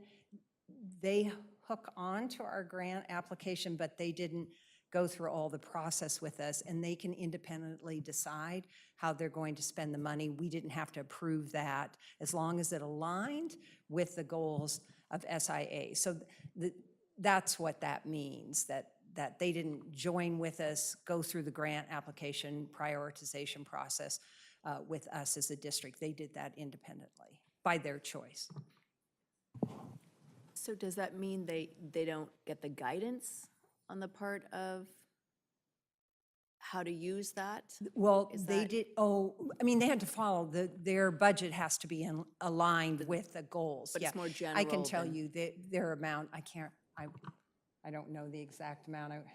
That's but okay, I They just- use it all for intervention support, which was a real need at the school. So it's, that's what they've been using their funding for. Okay. And I was just trying to think. The terminology is called fully administered or Oh, yeah, partially administered. Fully administered or partially administered. Sorry, I couldn't remember that. Yeah, so that's what that indicates. And then Shirley, you had a question about with funding expiring, was that? And I assume you're talking about the ESSER funding expiring, not SIA, is that what? Correct. Through the next, we have one more year, I believe, of Yeah, that funding. and it is connected to SIA because with the ESSER funding, we actually moved paying some of our certified staff from the SIA grant to ESSER funding. And I checked with Brad today, I believe we still have about 30 certified staff being paid for by ESSER funding. And with your question about how we're going to address that, I think that's part of that larger question that we have in terms of what exactly our shortfall is going to be. And this SIA plan is annual, Yes, correct? yes. And SIA is not, I want to be clear, that's part of the corporate activity tax, unless there was a change in the legislation, it's here to stay. So that is ongoing. Laura, Thank you for that clarification. Laura, can I jump in here too a little bit? I think it's important that we recognize that SIA funding is ongoing and will be ongoing. And Laura did a great job of explaining they fund that as a grant. They give us those dollars, and it isn't necessarily a part of the calculation for current service level when they make those recommendations. And so we do wind up with absorbing some of the costs in the general fund. And as ESSER dollars are statutorily going to be, have to be emptied out in September, right, I think of '24, those positions that we've pushed in to that fund, those will get absorbed into the general fund in the next year so that we can ensure that all of those positions are continuing. And I think part of what our next conversations will be about is not just the ending of the ESSER funding as a source of revenue for funds, but also how do we then transition into staff reductions so that as those funds expire, we can still manage to make our budgetary decisions. And so thanks to a lot of great work by Brad's team, we're going to be able to, just as we did last year, spread these staffing reductions out over effectively a period of 3 years, with last year being going into this year being the first year. And we'll do that this spring. We'll start that budget process again.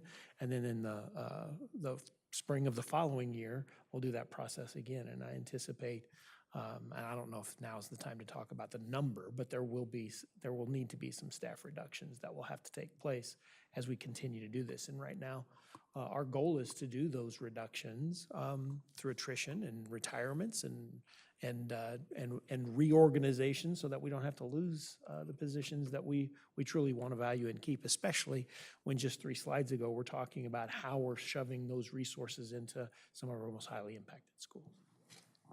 Yeah, the next biennium could be a different story.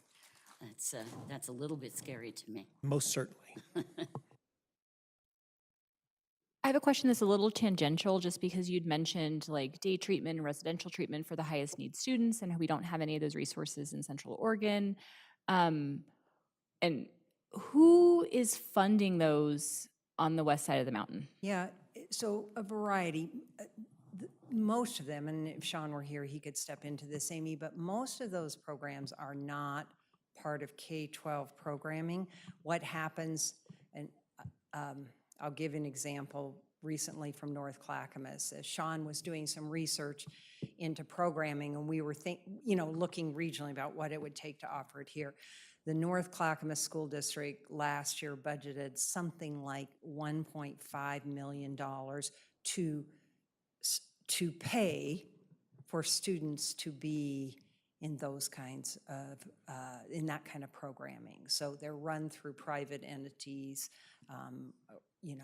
that are not K-12 providers. Now, there are some, I don't think there are any, I shouldn't say that. I'm not sure there are any day treatment or residential programs that are run by K-12, but I shouldn't say, I don't know that for sure. Do you think there's a role for advocacy at the state level to publicly fund these programs so that we could help our students and actually? Absolutely. Yeah. Absolutely. Yeah. Because as of now, they're not publicly funded. They're all privately funded, and the districts have to pay for those highest need students. And there may be some, like a consortium of districts running a program, but that would be day treatment programs, not residential. And those conversations are happening now, and I can tell you that much of the answers we get when we talk about the advocacy work on that is that just like we're struggling to fill out all of our social work positions, the state is also struggling in getting folks to step into those roles and making that financially viable as an investment for the state to continue those services. And so this is not just a regional issue, this is statewide.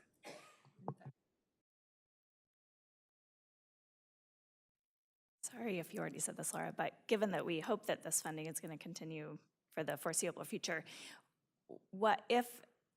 are we at any point thinking about reconsidering what the priorities are, or like when, not saying that we should, but what's the Yes. cycle for considering Yes. how to best spend this money given Yeah, the so the current needs? integrated plan that we submitted last year, where we combined high school success and the student investment account, is renewable every 2 years. So absolutely, it's interesting when I think about we kind of have 3 big dog areas, and we're only in the 3rd year of the grant, and especially the student success program. I feel like it's very hard to evaluate the success of the program 2.5 years in, but you're required to do that on a 2-year cycle, and just make sure your priorities are aligning with your community's priorities, what the data says you need, and things like that.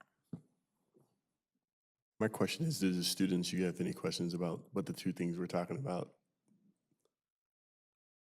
I just had a question. We said you had a deficit in resources for additional support. Would that be more in like educational assistance or like behavioral and Yes, and yes. But in this one in particular, we're talking about our highest need students. So students with profound mental health needs, behavioral health needs, students with severe disabilities.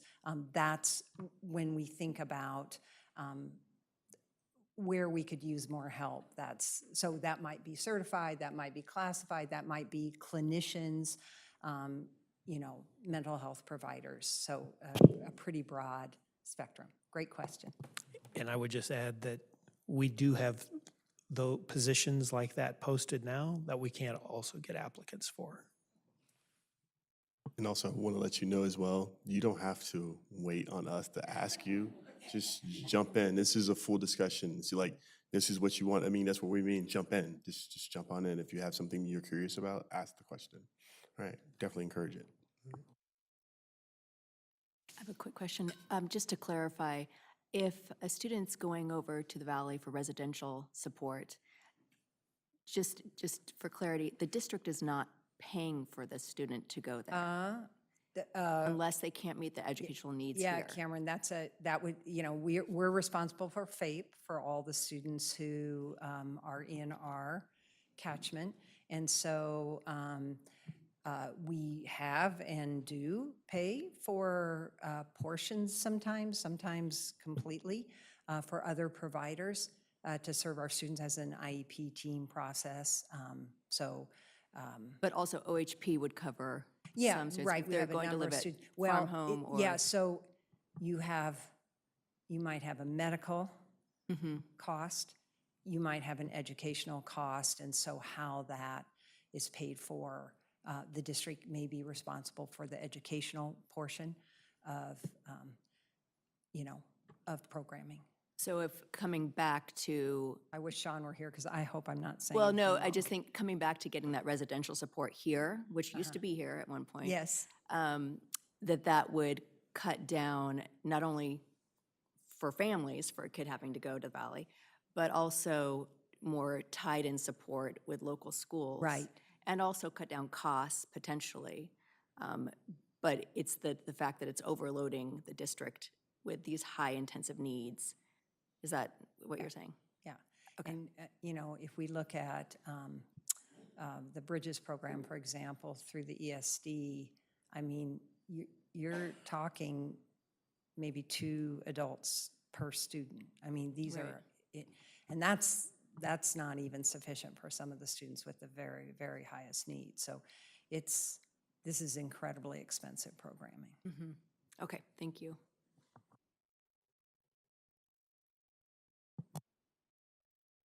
All right, thank you so much. I'm going to invite Brad Henry back up, I think, for our next piece, which is our budget committee vacancies, and this is an action item.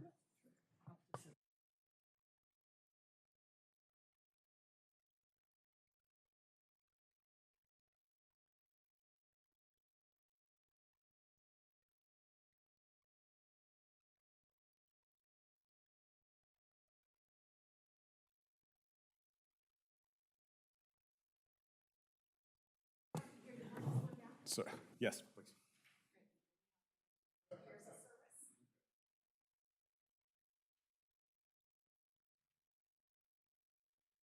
Okay. Each year we have 1 or 2, or in this case 3, budget committee positions that are the terms that end. And so after last school year, June 30th, 23, we had 3 individuals or 3 seats that became available. And as we do each year, we talk to each of the 3 individuals to see if they were interested in continuing. And so the individuals are Tom Barman, who joined the committee in 07-08, so he's been involved in the last 16 budgets. Sharon Bellucci, who joined in the 19-20 year, and so she's been involved in the last 4 budgets. And then Ned Lutz, who joined in 21-22, who has been involved in the last 2 budgets. All 3 of these individuals have expressed interest in continuing, which is fantastic in my opinion. And so our recommendation would be to reappoint. The board can choose to open it up, seek applicants if you wish. But our recommendation is to reappoint all 3 of these to another term. I move to reappoint Thomas Barman in the position 1 seat, Sharon Bellucci in the position 6 seat, and Ned Lutz in the position 7 seat to 3-year terms on the Ben Lapine Schools Budget Committee. I'll second. Director McPherson Douglas has moved. Director Tatum has seconded. Is there any discussion? Hearing no discussion, I'll move to a vote. All in favor, say aye. Aye. Aye.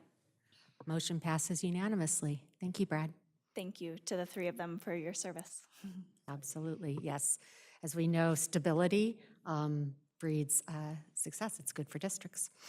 All right, we are going to move to the actual action item with Deputy Superintendent Nordquist, who will be back.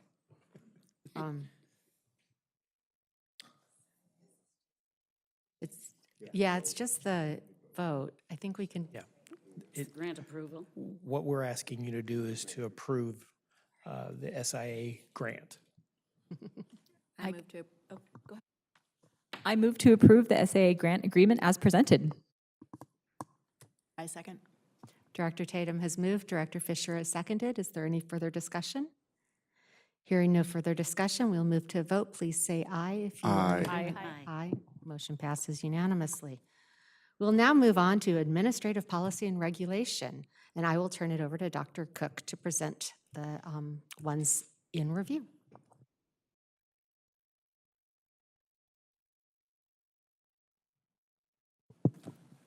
Thank you, Chair Barnes-Delakia. As you all know, as part of the administrative policy and review process, we bring our policies and regs back in front of you all as the ones that are being reviewed. And so today in your package, you will see GCBDA, both AP and AR, family medical leave and military leave. This includes updates to capture the legislative updates as well as Oregon's administrative rules that were implemented as a result of multiple bills that were passed in the 2023 legislative session, amending paid family medical leave insurance and the Oregon Family Leave Act.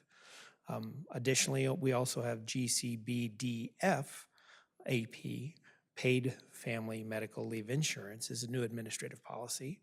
With the passage of paid leave, family medical leave insurance, employers are required to provide benefits effective on September 3rd in 2023 through the state of Oregon or an equivalent plan provider. You might have heard this as Paid Leave Oregon. It's in the news quite a bit. It's we are currently partnering with American Fidelity rather than the state program, and so we have absorbed that. It's underway and it's functioning.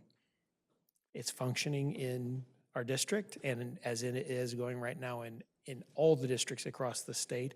Much of what we're doing now is getting the systems up and running and working with our provider, American Fidelity, to ensure that when our staff take the option of the benefits that are provided through Paid Family Leave Oregon, that we are managing that and ensuring that they're continuing to get paid through the provider. And so you're seeing those updates in these policies this week, or this month, excuse me.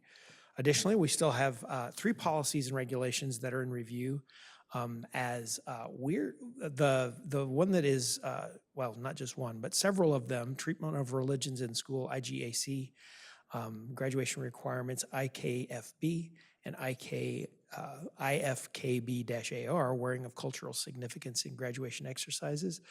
We didn't anticipate the amount of groups that we wanted to socialize these with and get feedback from, and so the process of gathering all that input is taking, and sometimes we don't have meetings with those groups within the month timeline that we're amending to, and what we're trying to do is ensure that we're getting those feedback points, or those points of feedback, before we bring them back in front of you.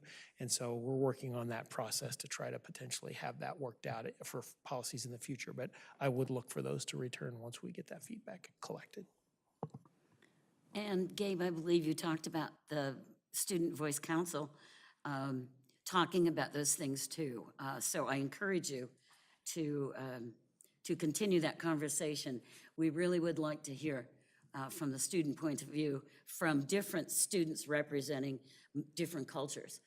I think that's really important. So thanks for taking that on, and we'll be looking for that in addition to what Dr. Cook mentioned in terms of the community. Great, thank you. We're now going to move into the superintendent's report. Thank you, Chair Barnes-Delakia. I have 3 things. Actually, I'm going to do 4 things, but one of them is I just want to, we're in the bargaining process with both BEA and OSEA, and I just want to appreciate our bargaining teams and the BEA bargaining team and OSEA bargaining team for what I would say is just very, very important and slow and sometimes methodical work, working collaboratively working hard to get to a point of fruition with those. And so I know there are probably likely to be updates from board members that participate in those. Mine is mostly just a shout out for the professionalism, the hard work of all the members of those bargaining teams, and just a lot of appreciation from my point of view. The second thing I would like to speak to tonight is we call it, internal language I think is called Senate Bill 819. It's more commonly known as abbreviated day legislation that's come out of this last legislative session, which essentially is guaranteeing the right of all students to have the access to a non-shortened day. And that sounds great, and we're all for that. And I don't want anyone to believe that there's anything different than a positive environment around that. I will tell you that there are conditions and circumstances, and when the length of the day is an issue that gets talked about in individual education plan meetings for some of our impacted students. And so I just want to tell you that our team is working very diligently to ensure that we're providing those opportunities for kids. And when we do run into a situation that we have a student that is seeking, or a parent and family or guardian are seeking a shortened day, that the processes that we've built into the system to ensure part of the language of that bill, or excuse me, of that law now, is that the superintendent has to sign off on those or to ensure that the laws are being met. And no less than 9 different places for a parent to signify that they agree with this, and a signature I had to sign my first one today. And I just want you to keep that in your radar a little bit, just because there's a significant amount of paperwork and responsibility that we all take very seriously that are coming along with that. And I'm being much more diplomatic than many of my superintendent friends across the state, but I can tell you it's a large lift for our system. And if Sean were here, Sean didn't know we were going to talk so much about him right now, that our teams are committed to providing that service in a very professional fashion. So I just want to bring attention to that. Second thing I wanted to talk about is we heard some tonight from about our concerns around e-bikes. And I would just tell you, I had a very poignant meeting with a building administrator today, both Laura and I did, about the commitment to following the rules that we've established and what that means, and how we are effectively essentially supervising the systems we have in place. We put a tremendous amount of communication into our community this fall, and even going into the winter, about responsible stewardships on bikes and e-bikes and all kinds of wheels. And I think there's a lot of different ways to ride to school that aren't in a car, and not all of them are e-bikes, and how we communicated with that. And then supervising the idea of e-bikes that shouldn't be ridden on school property, and having some success with that supervision, and it potentially still not being enough. And that's the conversation that we're starting to shift into, is this idea that, is there more that the district should be taking a lead on? And so that work is starting. I just want you to be aware of that, and whether or not the conversation is, this is really challenging. Law enforcement has declared all over our community that they just don't have the authority to do what it is that I think some of our community members are asking of them. And so part of our next step is to determine, should there be more that the district is doing in this conversation. And I tell you that we're hearing that conversation, and we're stepping into that, and there will be follow-up in future meetings to come from us. So just be mindful of that. And then last but not least, I just want to highlight that on November 29th, about 20 superintendents across the state were asked to meet with the governor, and I was invited to be one of those, and to essentially tell our stories of kind of the last 12 months since the legislative session, about what's been going on as far as the budget, $10.2 billion pushed into the state public schools, how we're trying to navigate things like bargaining, and how we're meeting the expectations of accountability, and whether or not there's enough accountability, and whether or not there's enough resources, and how is that all transpiring. And the governor was very receptive to the conversation. She gave us 1 hour, and she was very polite and kind with her time, and we had an opportunity to kind of talk through how that process is going. And Maybe you've seen recently that she's put out some formal statements from the governor's office that there's going to be a continued dialogue around this. And I just wanted to ensure you that, that we do intend to continue that conversation with the governor. We're very grateful for the opportunity to be in that situation. So glad to answer any questions if you have any. I don't necessarily have a question on that topic, but it's not often, you know, that we speak on public record.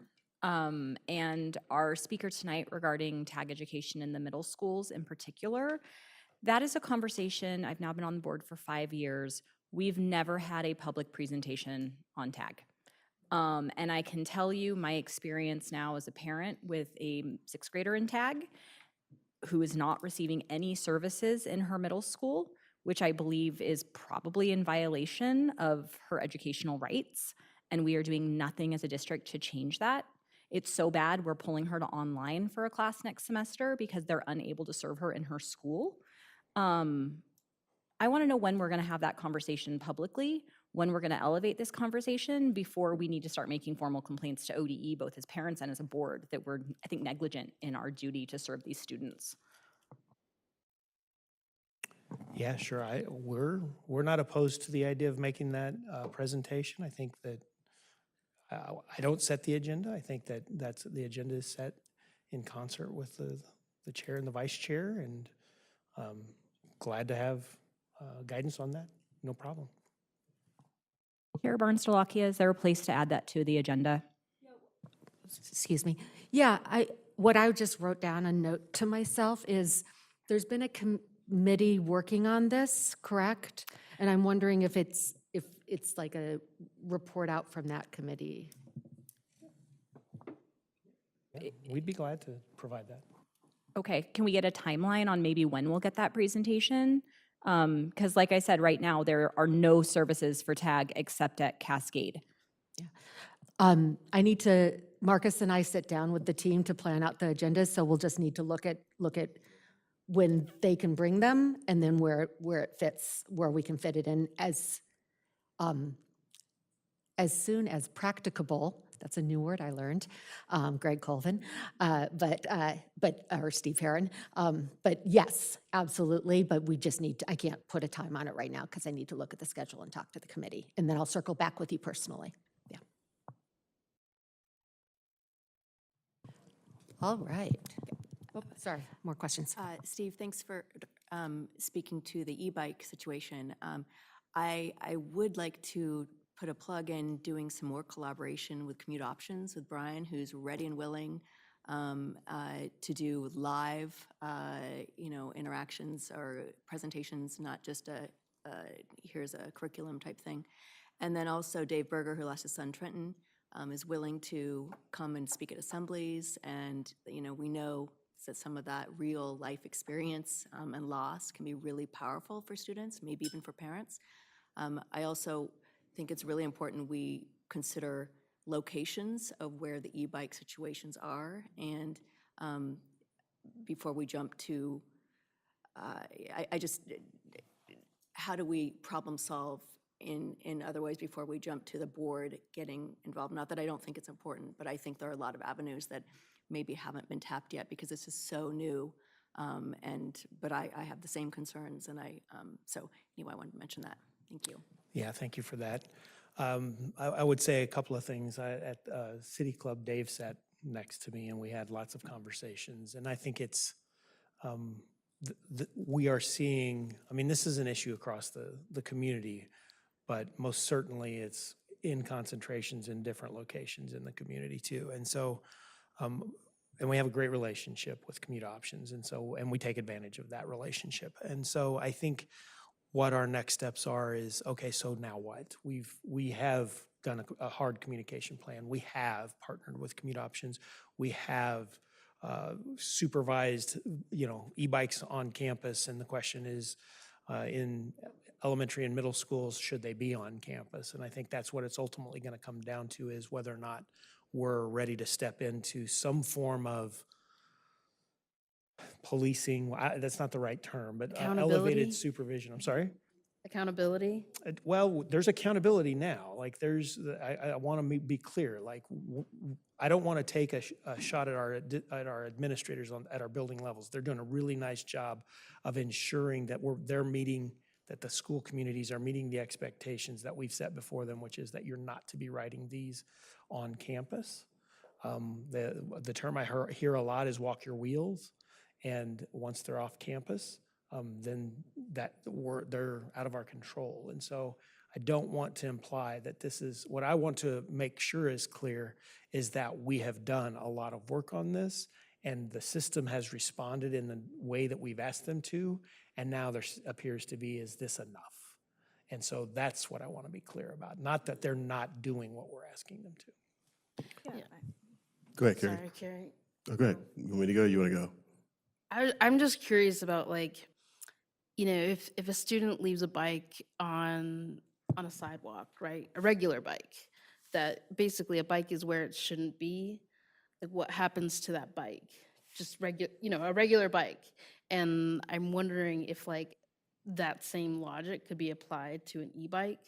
So if you have students at a school who are under 16, then those bikes should not be on. I mean, I'm just going to say I'm speaking solely for myself, but, like, if there are students who are not 16 and there are bikes on campus, I just don't understand why they're on campus.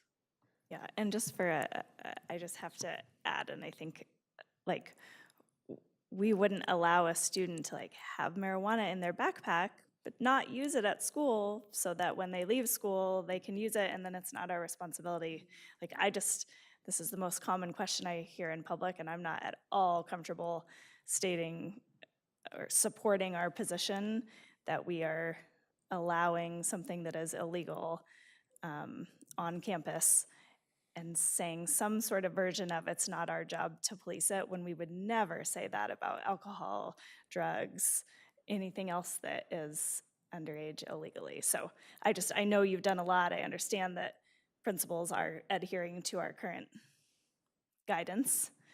I will second that I am personally not comfortable with our existing guidance. And I will third that I am very uncomfortable with that existing guidance. And I've also heard from principals and building leaders that they are frustrated by the lack of guidance from the district office and enforcement of the rule. Same thing, we wouldn't let drugs come to school. If we had a 14-year-old who was driving a car to school every day, would we really just go, well, we can't do anything because the parents gave them the keys to the car, so... Yeah, I appreciate the feedback, guys. I really do. I do want to say that part of why we're running into this is that we don't have a system in which law enforcement can or will choose to stop that transportation from site to site. And so I recognize, I hear you loud and clear about the bikes being on campus. I hear that. But what I'm saying is that's part of why we're running into this issue, is that there's not law enforcement action outside of campus, or inside of campus for that matter. But can't we make a policy that we ban them from campus? And if a student brings one to campus, then it stays on campus until the parent comes and picks it up to discourage the behavior? We can do that, and if you all are directing me to, then I mean, this is a community issue, but I believe we jointly pay for and manage SROs. Personally, yes, I would direct this. Needs to be a board discussion, but. I would suggest that we allow Superintendent Cook to come back with what the work that he's doing at a future meeting first. I get nervous about setting an action without having agendized a discussion on something, so that if the public wanted to weigh in, et cetera. But that would be my suggestion, is that we have Superintendent come back with that information. I'd be glad to provide that. Part of what we're talking about next steps would be engaging in some more dialogue and making sure that it's not just a decision that's being held either on this dais or with my office, but that we're actually going out and engaging some of the school communities and getting feedback from parents and families in those situations. But my last piece of this is we're got to make sure whatever we do with this, there's had to be some parental guidance within this as well, and what their responsibilities of some of this as well. And I don't want to be crude and I don't want to be mean, but from a socially economic standpoint and how I grew up, why are we dealing with rich white people problems? I'm not trying to be mean. And I'm not trying to say that in a crass way, but we know where most of the bikes are at. Because how most of the people I hang around and I grew up with, they ain't got this problem. So you hear where I'm coming from. And I'm not trying to be mean, and I'm a very nice person. I am, and I don't want any kid to get hurt. But you ask, you hear why I'm asking it. Why are we dealing with rich white kids' problems? And if we were talking about it from a health perspective, it is much healthier for kids to be pedaling a bike than it is for them to be throttling a bike. So when we're talking about health, wellness, physical, mental health, and the importance of physical activity, e-bikes, not only are they causing a health danger, not just to the people who are riding them. There's ample studies and research that kids who are using these, and adults for that matter, right? They're going 20, 30 miles per hour. And so the injuries they're sustaining are more consistent with injuries sustained in a motor vehicle accident than with a traditional biking accident. Yeah, it's a motorcycle essentially, right? Like these are unregulated devices. And some of them you can remove the speed controls so they can go up to 70 miles per hour. Hopefully there are not students riding bikes 70 miles per hour to our schools. But it's clearly a market that is unregulated, potentially huge public health impacts, not improving their physical or mental health if they're throttling and not pedaling. And there is the socioeconomic issue of where these bikes are showing up. And disparities there. And when we had a student sustain a skull fracture from just being a pedestrian because students were riding these bikes irresponsibly, that is an issue that I don't think we can continue to look sideways at. I think we need to take definitive action that is applicable to the law. I think, we're getting pretty close to not a very big discussion that's not itemized. So I would ask that maybe we pause here. I think Director Cook or Superintendent Cook has heard voices. I do want to thank Vice Chair LeGrand for his statement because we do. I think Director Fisher also talked about coming to us with information that is place-based and localized as well in terms of how we address and respond to this, and that we allow Dr. Cook to come back to us with that. I would just like to add that you can tell the urgency. If this group has this sense of urgency in terms of protecting our kids, parents are going to be even more so. We just saw the tip of the iceberg tonight. So urgency, please. Thank you. All right. We're going to go to the board chair report.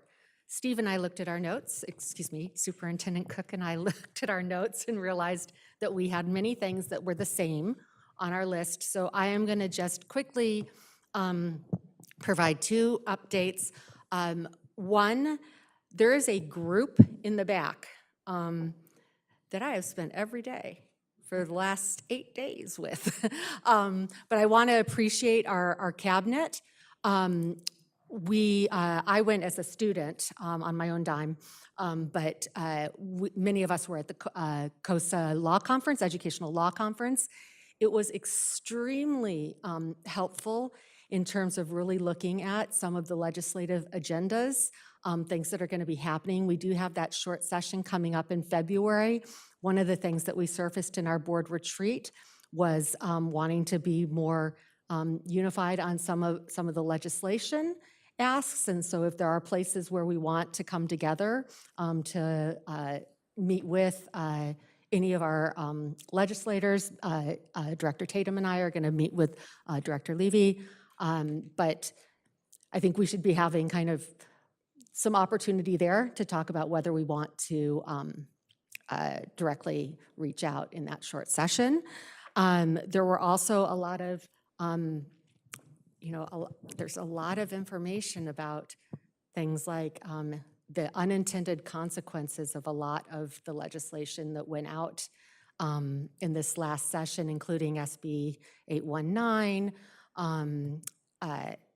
There were ones around certified employees. I would say there were probably 5 or 6 different legislative pieces that they went over that had unintended consequences for our district. So it was great to be there and hear about those pieces and hear about how those might be brought back in the short session to tune some of those problems. The other piece I wanted to touch base on is bargaining, and Superintendent Cook spoke to it first, but Vice Chair LeGrand and I, both in preparing for this meeting, were discussing the approach right now in those bargaining rooms feels a lot more like interest-based bargaining, where we're actually like talking about, okay, here's our needs, here's your needs, rather than just trading back a lot of language on paper. And so really feeling heartened by the approach that feels like we're having dialogue, right? It was really helpful to have Brad Henry here talk about the money.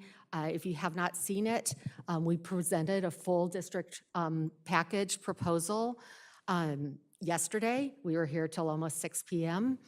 In order to hand that in and get that, continue to try and get this done as soon as possible.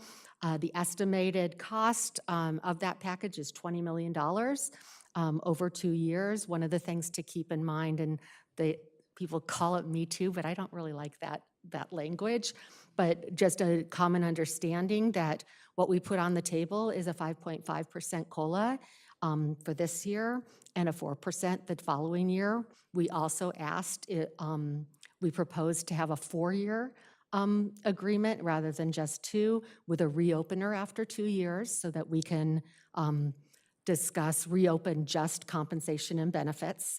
And so we're hopeful there. That's what we put forward. And so that was an increase over our last offer in terms of COLA. We stayed the same as on our benefits. I believe I shared the benefits reflect the increased cost. So they're an increase, but in parallel with how much the plans now cost. And then the other thing that we did in our package, because we've been hearing about the need for planning, is that we added another day that is a compensated day, but it would be a planning day that we would add into the middle of the year, where it's like I'm going to take my breath, I'm going to process, I might be doing some professional development, et cetera, but that day would be built into the calendar, and we have a calendar committee that would include associations developing and figuring out when that would be. And so those were the biggest pieces. It's another no student day. It's day, yes. Superintendent Cook, did I miss anything that we want to be sharing?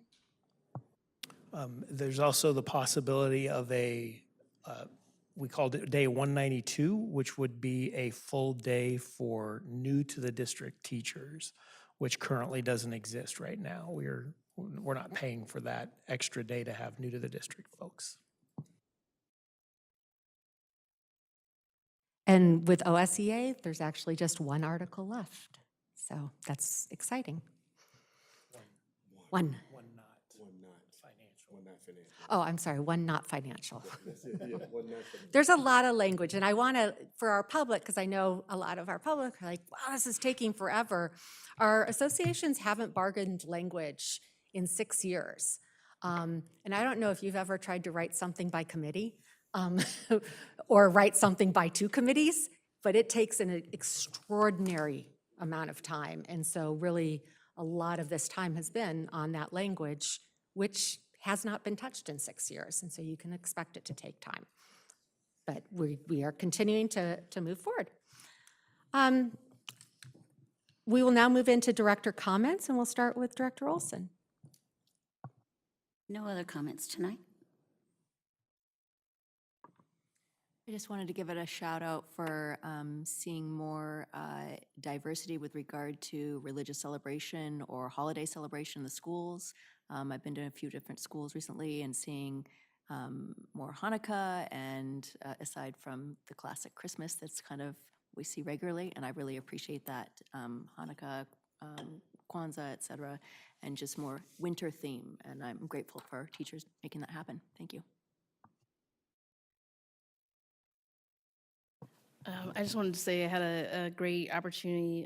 Cameron joined me too to visit one of the Raices classes last week with Renee Gonzalez and a couple other parent volunteer teachers. And it was awesome to go in there, to walk into a classroom of students dancing and, really experiencing the importance of movement. And also, I think later on in that same class, they made gratitude cards for people, for their families, talked a lot about who's in their communities, what does community look like. So yeah, it was really awesome to see that in person. And then I was also happy to see the Mountain View School-Based Health Center open up. I think that was also last week. And to talk to the student advisor, a few members of the student advisor team there, and seeing how they're actively recruiting and have students from all ages to continue that great and needed work. And there's one other thing, but I don't remember what it is, so I'm glad to be here. Yeah, I just want to comment again on, I think, the work we need to do with tag and differentiation in our schools. I feel like a lot of the work we have done that we've called equity work actually is kind of equality work from what I'm seeing. We are not challenging our students who are at the top. We are teaching to the middle. We are failing our kids at the bottom. And if we are really committed to equity, we need to step up our game, because right now we have equality. And I can tell you, as a parent of a new middle schooler, I am so disappointed at what I've seen that I really hope we do better, and we do better soon, because we are failing students right now. And if you are a parent of a tag student or a parent of a student who feels like your kids aren't getting what they need in our schools, we need to hear from you. We need to hear those voices. Because we're hearing from some, but we need to hear from more of you. And on that note, I would like to thank you for celebrating one of the 2 days of Kwanzaa, which is Kujijakalia, which is self-determination. And I see you're very determined to make sure you get what you need. Thank you for that.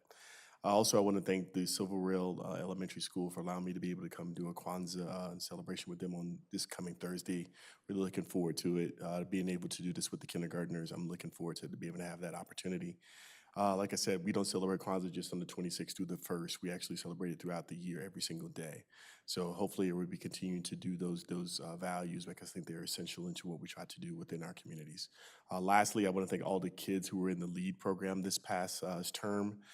They did a great job learning not just about who inspired them, but also learning the different cultural pieces they were able to learn about, not just their African American roots, but their Native roots, their Indigenous roots, their Latin roots, and so forth and so on. So it was a great opportunity to work with those students this year. So that's what I'm proud of. And also, this is our last meeting before the new year. I want to make sure everyone has safe travels wherever you decide to do. Please be safe. Please fellowship with your families. Please spend some time away from everything and just get some rest as well. As we continue to have a lot of healing to do, not just for ourselves individually, but as families and as a community.